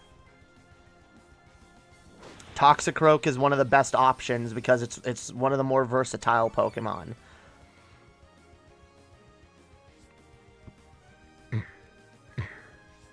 And again, I'm mad that I haven't encountered a Ralts yet. You're the weirdest Pokefan? I am, and I admit that. It's really dumb to lock some of the new Gen 4 Pokemon behind the post-game, especially with the Elite Four Remember only having 2 fire Pokemon? Yeah, like... Oh, and that's another problem. A lot of the gyms and just the trainers you fight in general, they all have the same Pokemon. There's no variety.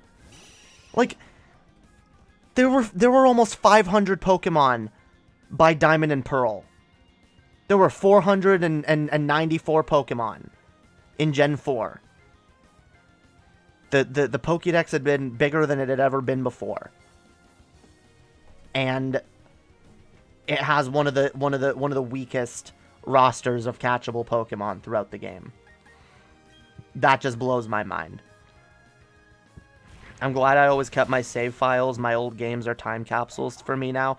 Yeah, that's honestly what I tend to do as well. I never really delete my save file, and I go back to the ones that I've beat, and every once in a while I'll try to like catch some more Pokemon, and you know, if I have multiple versions of the games, like I have Diamond and Pearl, those are bad examples. If I have Black and White, I'll finish Black, get all the ones that I can get in Black, and then I'll finish White, get all the ones, and then I'll trade between the two and try to fill my Pokédex in both.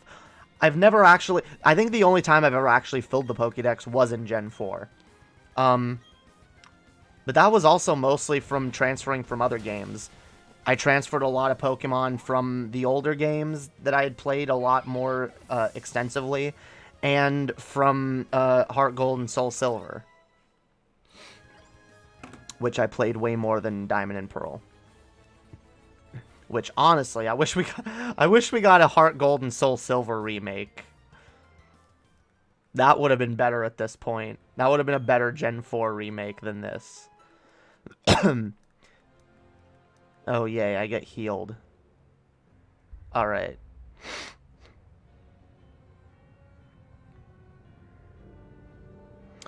I'm happy with this game, aside from the extremely limited decks and the lack of underground bases, aside from just dumb statues that's not a base. Yeah, the base thing pisses me off. The underground is fun. This game, don't get me wrong, this game is fun. It's as fun as any Pokemon game is, but it's not a particularly exemplary one, and it looks goofy. It looks ridiculous. I can't even believe some of what I'm looking at in this game. It just looks really, really bad. Gen 2 simp. Yeah, Gen 2 is pretty dope. I will probably always be a Gen 5 simp, though, above everything. Gen 5, I believe, was the peak of Pokemon.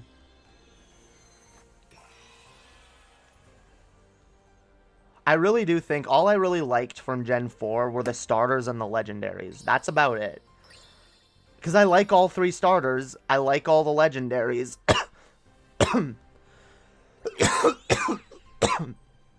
Well, I don't really care for these little psychic ones. They're fine.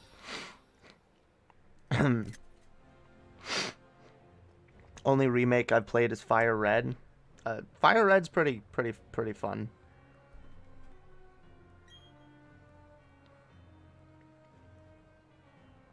Based, Jamie. I'm always based. Always based. What are you talking about?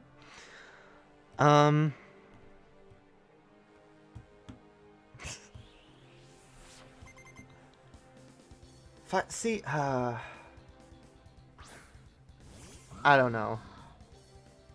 Part of me wishes that we could get every game from a generation remade when we do remakes. So, for example, Gen 4 remakes would mean... Which, you know what would be funny? Instead of like, oh, here's 2 different versions of the same game. You know what a Gen 4 remake should actually mean? You should get Pokemon...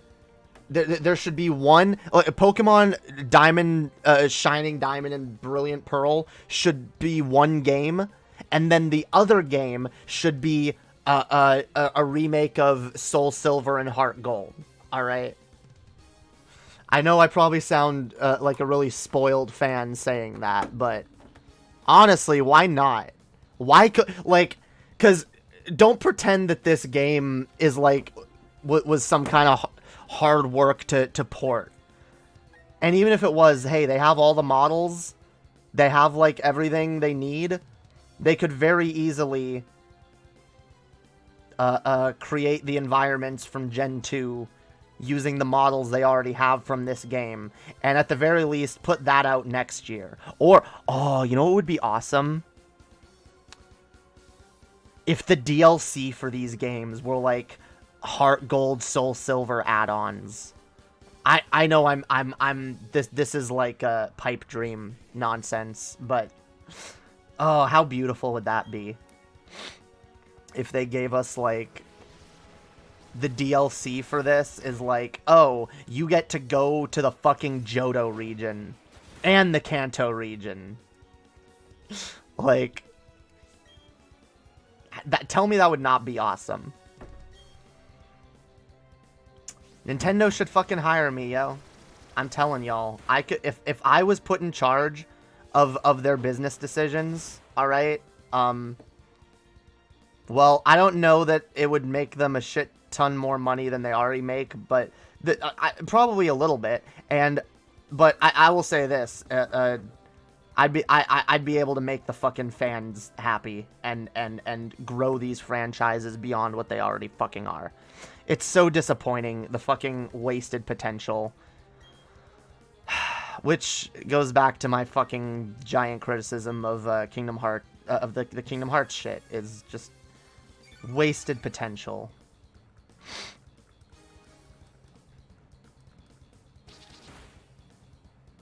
Pokemon Online. Honestly, that's something else we should have by now. I don't know why there isn't, like, a Pokemon MMO. It's the perfect fucking franchise to do such a thing with. 'Cause, like, think about it. Like, the gameplay really works for that kind of shit. You could have a really big Pokemon region that you can explore. Doesn't even have to be 100% online. Maybe there could be things where, like, you can go online or you can be offline. And when you're online, you're in there's different servers, so you can be like, maybe they could make it so that you can only see other people when you're online, or when you're in towns, or when you're in a wild area type place, you know? Which they already kind of did in Sword and Shield. Make a game that's all, I really hope, I don't know. I'm not going to get my hopes up for Gen 9, but there's a lot they could do, and I'd love to see a fully open world Pokemon game with online integration and all kinds of awesome features. Not holding my breath for it, though.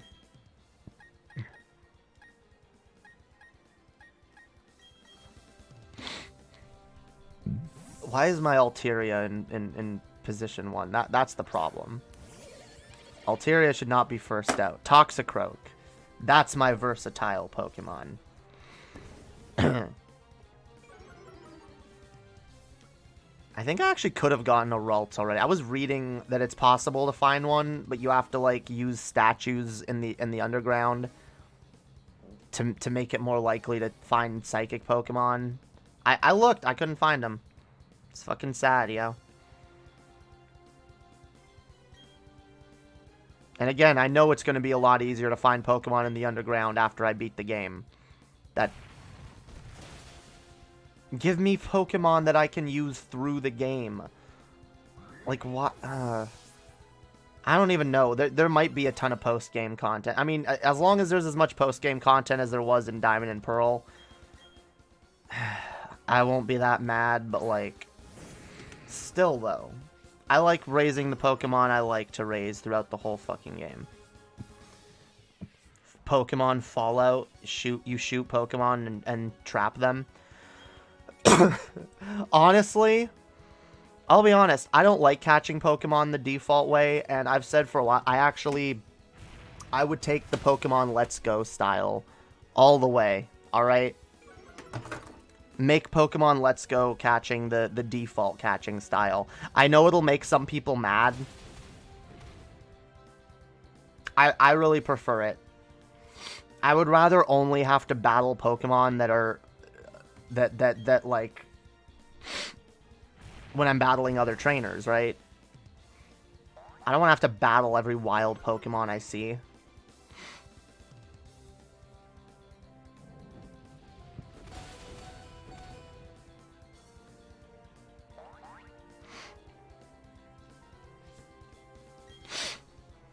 I don't like it.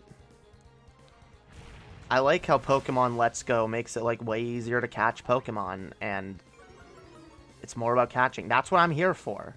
Again, whatever, I'm a weird Pokemon fan. I like the catching elements. I don't care about the battling elements.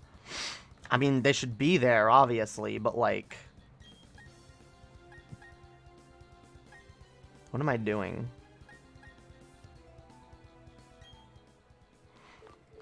This is, I'm not paying as close attention to this as I probably should be.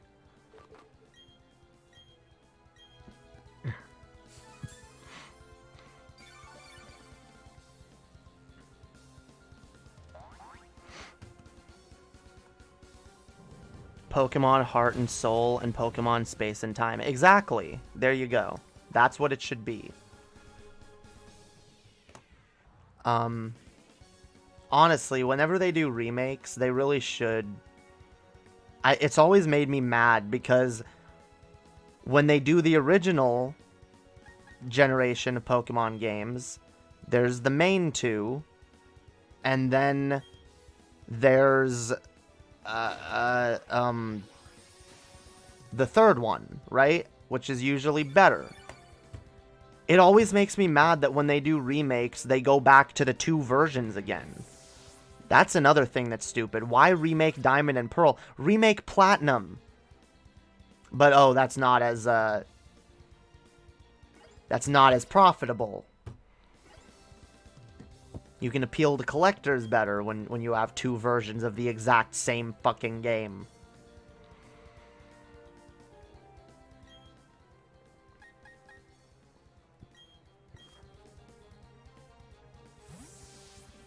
Anyway.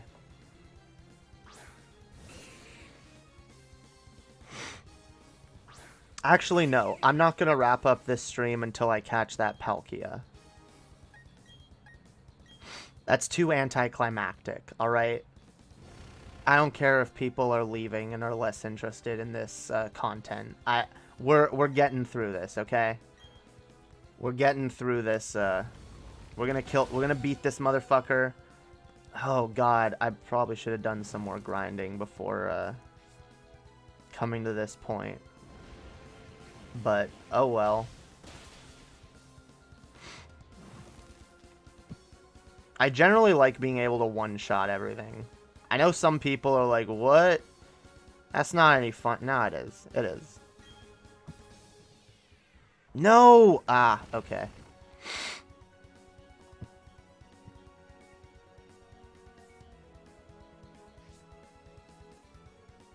Okay, at least that gives me a chance to heal up.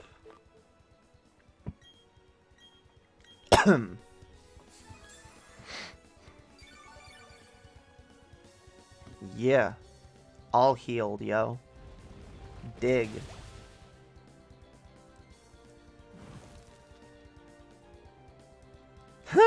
Okay. I love it. The burn took him out.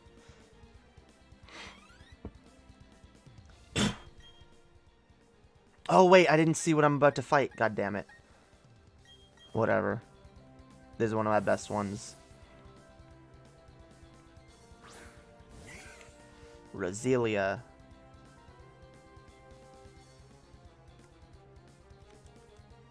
Oh, it's a Crobat.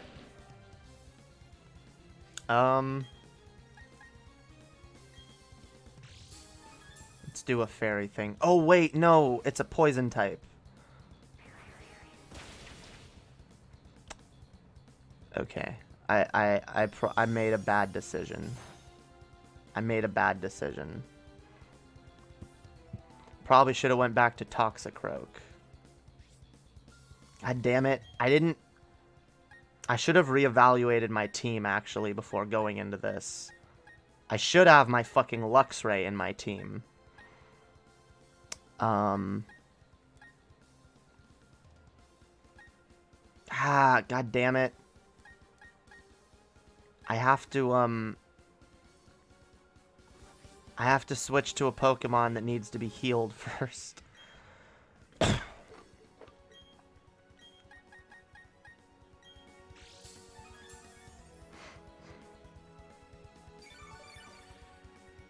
For me, the PS4 easily meets my gaming needs. I have more than I'd ever want for 10 Skrilla a month.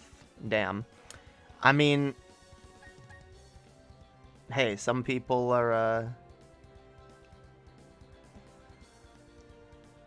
the PlayStation Now shit appeals to some people. For me, I'm just like, nah, it's not good enough. Also, I need my Nintendo games. Actually, you know what? I'm just gonna poison you just because. Yeah, poison me too, or whatever, I don't care. Can I poison him? No, it doesn't affect... Oh, wait, you can't poison poison-type Pokemon, can you? What was I thinking? Okay. Enough of this. Time to finish him. Finish him. Who am I? Someone who's afraid to let go. You decide if you're ever gonna let me know. Suicide if you ever try to let go. I'm sad to know ya. I'm sad to know ya. Alright. Rock Tomb. I'ma make this motherfucker sad. Sad. With an exclamation point and all capitals. That's how sad this fucker's gonna be. I'ma make him sad like X. Who am I? Someone who's afraid to let go. You decide if you're ever gonna let me know. Suicide if you ever try to let go. I'm sad to know ya. I'm sad to know ya. Damn right. Oh, god damn it. What am I doing? It's a flying type. I wanted to heal a little bit, but I was... No, that's stupid. Stupid. Stop. Okay, we gotta stop fucking around. I should have used Rock Tomb.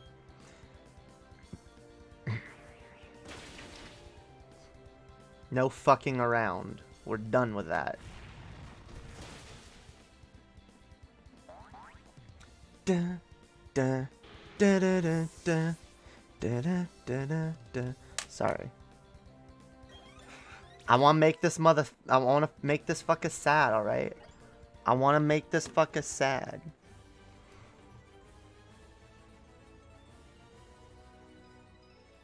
Who am I? Someone who's afraid to let go.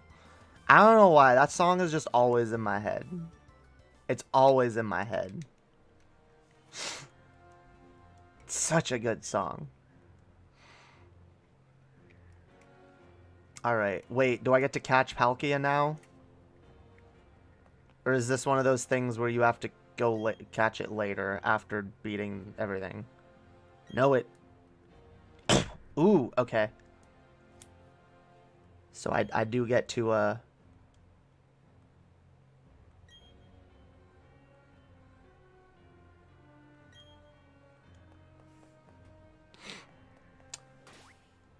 So, if this is a faithful remake, then that means I don't actually have to fight Palkia. All I have to do is throw a Master Ball at it. Or, I can try to do this, I can try to make this a little harder on myself, and try to catch it with an Ultra Ball. Nah, I don't really have the patience to try to catch it with an Ultra Ball. Wait. Okay, no, now I really don't have the patience. Because my Pokemon are not healed. I do like, though, I like some of the newer Pokemon games where when you're fighting a legendary, you actually do knock it out before it lets you catch it. Like, I believe that's how it works in Sword and Shield. You actually knock out the Pokemon and then catch them later.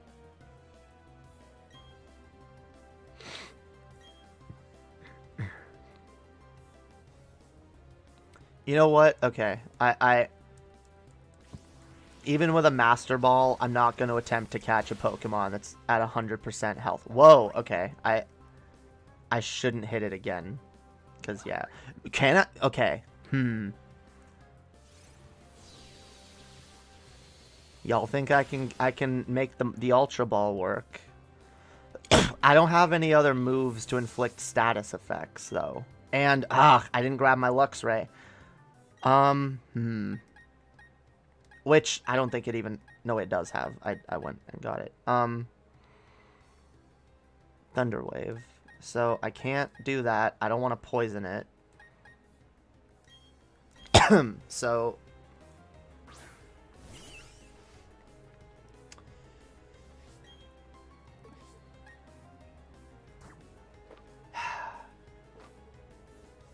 let's try. Let's try. Let's see if we get lucky. Damn, almost had it. Not really though. See, I don't like this. I don't like sitting here throwing a bunch of Pokeballs at a Pokemon trying to catch it. That's not fun to me. Honestly, the little minigame in Pokemon Let's Go, even though it's not my favorite, it's also not... It's not that objectionable. It's definitely less of an ordeal than catching Pokemon regularly. And yeah, in Let's Go, you beat a legendary Pokemon, you defeat it in battle, and then it starts the little catching mini game. That's what I prefer. I wish that's what I'd had to do here.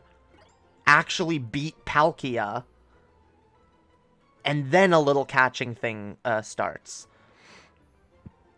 Wait, are we refusing to evolve Piplup? Yeah, kind of.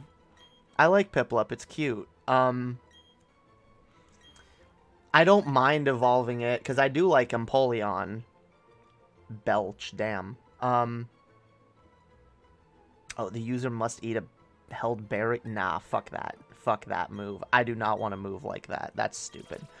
Yeah, I was keeping it from evolving at first just because, it's cute and I preferred it that way. And I especially, I didn't want it evolving until it could evolve into Empoleon, because I really don't care for Prinplup. But then I just kind of left it with the Everstone and didn't really bother. Especially because I haven't really been using Piplup all that much.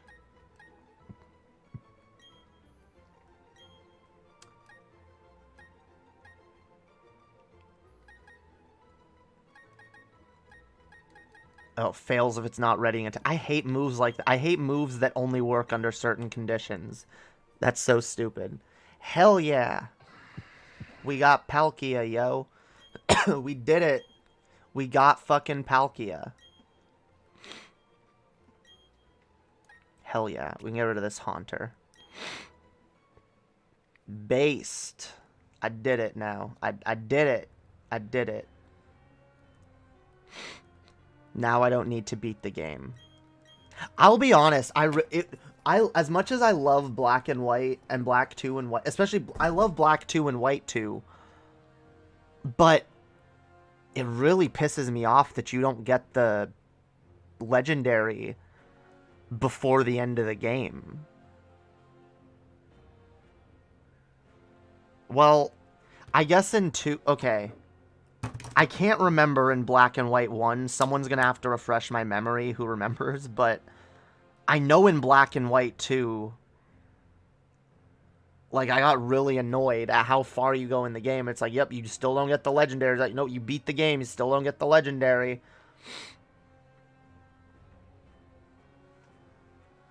And then at one point, I know in one point in Black and White 2, it basically tells you, oh, you should go find the legendary somewhere from someone, meaning go trade it from yourself if you got it in the first game.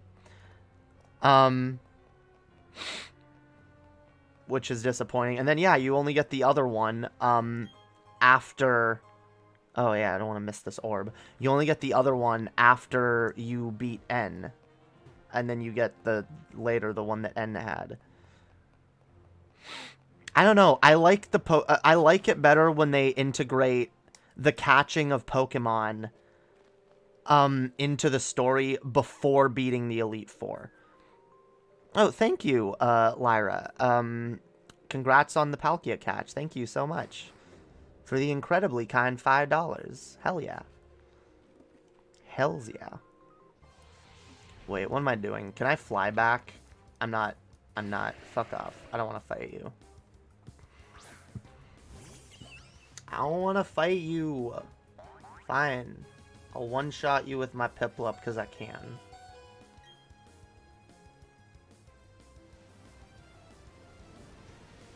Yeah, I think now I'll probably evolve my Pip. No! It has sturdy. God damn it.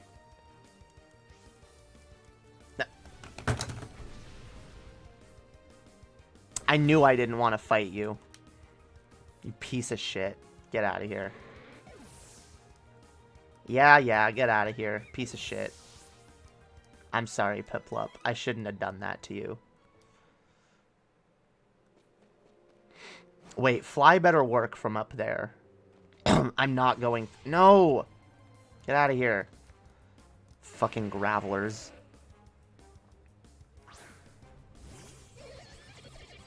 Gravelers are, not based, alright?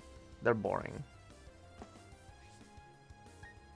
It's like, ooh, look at me, I'm a big rock.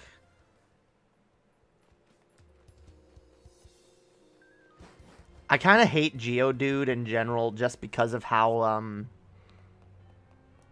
annoyingly prominent it is. Like there's Geodudes are way too fucking common. So are Zubats. No! Okay. Wait, can we use, the escape rope? I don't want to go all the way through that shit again.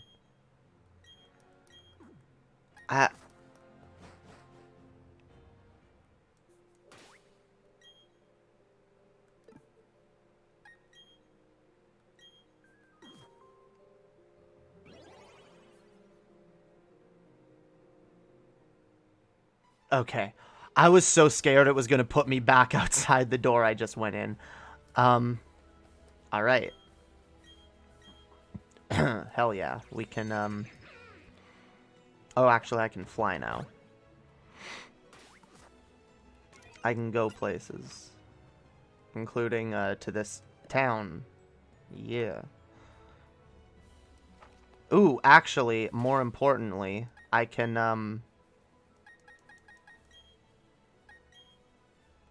I can make my Palkia follow me. What? Wait, that's too... No! Wait. Wait. I need to go somewhere else quickly.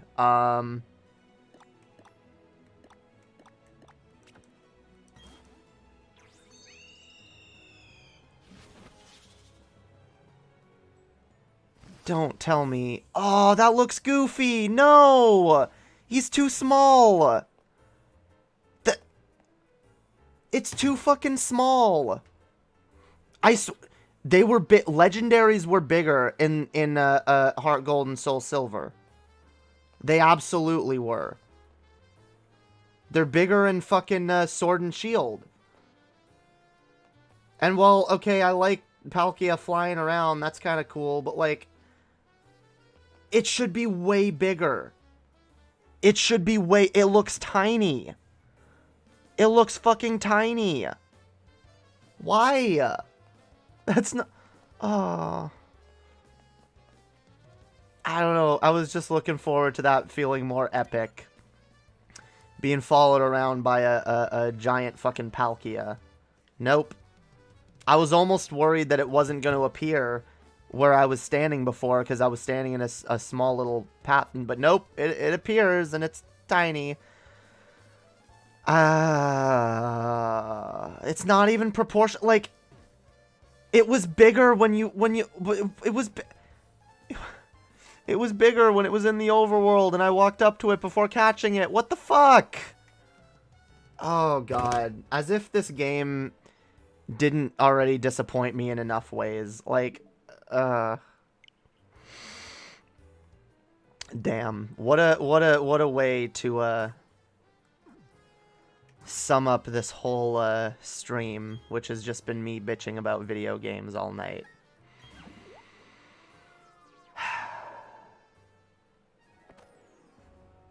Well, time to spend the next 3 or 4 days just running around in the underground some more until I finally decide to get the last gym badge.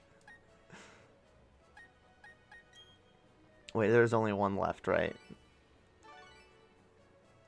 I believe. Yes. Yeah. God damn it. God damn it. How fucking anticlimactic. You know what? Wait, hang on. No, we're ending on this because I have to make this point. This is... Ow.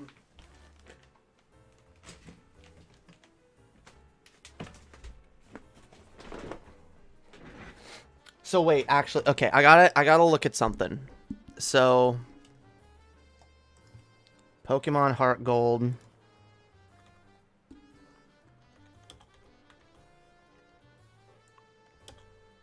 Palkia. I just want to... Is there an image? Is there an image of it with, like, the legendaries? You know what? Okay, maybe the legendaries... No, I don't see any... Hang on. I need specifically... I need... God damn it. I can't find an image of someone with a legendary and Heart Gold, Soul Silver.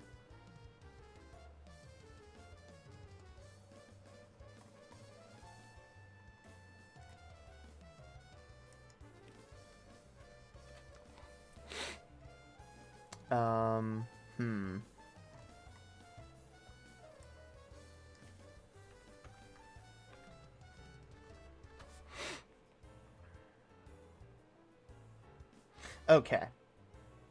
I can't find Palkia, but I can find Dialga and whatever. That's, I guess that'll have to do. Okay, so... To be fair... the character model... The character model... in, Heart Gold, Soul Silver is not that much smaller than the legendary and the overworld, but because it's a 2D pixelated fucking little sprite character, it looks way better. It looks like it makes more sense. This just this Palkia looks comically tiny in this art, surrounded by this art style of characters too. Like, just, I don't like this. I just don't like the look of this. And, okay, we're gonna, you know what? We're gonna, oh. Let's take some pictures of this so I have the screenshot, okay?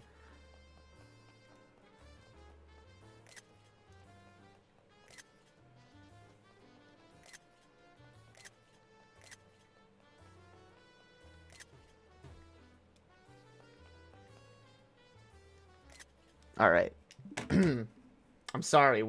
This made me mad now because, guys, you have to understand the reason I was so excited for Diamond and Pearl remakes was because I was imagining Diamond and Pearl remakes in the engine of Sword and Shield, and I imagined how fucking amazing those games would be.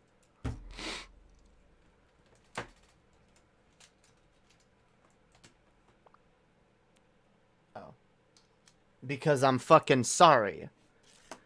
Say what you will about Sword and Shield not being the fucking perfect Pokemon game or whatever. But at least it looks fucking good. At least it fucking looks good. Oh, by the way, thank you, Billy Boy Blue, for the $5. Don't curse, ma'am. You're better than that. Fuck off. I'll curse all I fucking want. Uh, although, thank you for the incredibly kind $5.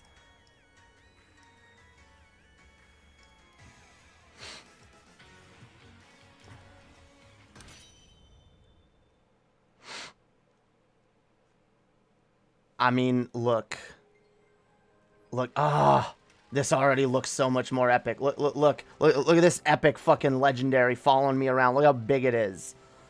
Look how cool it looks. Wait, how do I get rid of the bike? There we go. Look how cool that shit looks, yo. Where's my Palkia? I got a Palkia somewhere. Or do I? Did I not transfer one to this game? Thought I did. Where's my Palkia?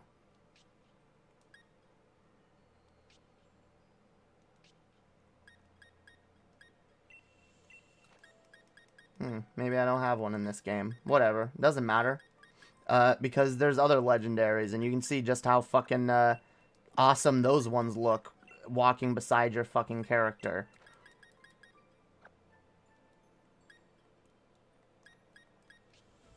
No, wait, seriously, where the fuck? I thought I had a Palkia. Maybe I don't. Maybe I never got one in this game. Because I know you can't catch one in this game. You have to get a shield. But whatever. Look at that. That looks like a legendary. And it's not even actual size, but it doesn't need to be. As long as it's like significantly bigger than the fucking character. This looks more proportional to what I just walked up to, fought, and caught in the other game. Like,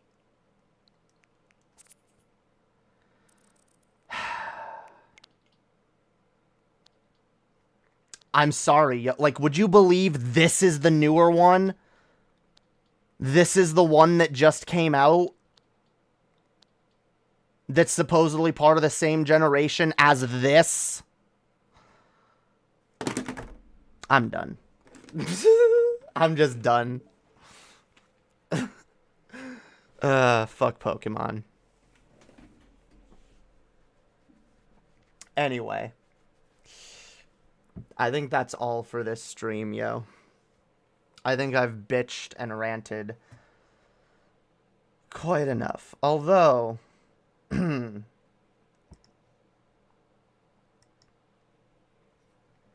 Nah, I should probably wrap it up. God, I'm tired and probably a little hungry.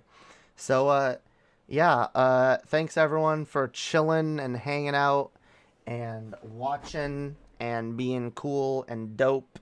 Remember to like, share, subscribe, share my content, share it all over the world, spread it like the goddamn plague, spread it like COVID, spread it like you shouldn't be spreading COVID, because spreading COVID is bad, hashtag get vaccinated, but spread it everywhere, alright? Spread the word of Hopium, let everyone know of my amazingness, and even if you don't do any of that, I just appreciate y'all hanging out and being fucking awesome, and much appreciation to those of y'all who donated. Thank you very much. Means a lot. Helps me out. Helps me be able to keep the lights on and afford groceries and whatnot. So much appreciated. Any support is appreciated, but even none, I still appreciate you guys. Y'all are awesome. And whoa, we got we got another last minute dono. 5 hundo to you. Wait, there was there a period in there somewhere? Yeah, 5 hundo totally. Hey, I appreciate even just $5, you know? That's much appreciated. Hell yeah. I appreciate $1. All right, any money is very helpful. But yeah, that's the stream for now. All right, I'll see y'all next time. I might even stream tomorrow. And see how I feel. Tomorrow is the day that I would normally be streaming. So I don't know. We'll see. We'll see y'all next time. Keep an eye out. All right. Subscribe for more. Ring the fucking bell. Join my Discord and get roles so you can get notified of future streams. Yeah. I'll see y'all next time. Have a great night. Peace out. And yeah.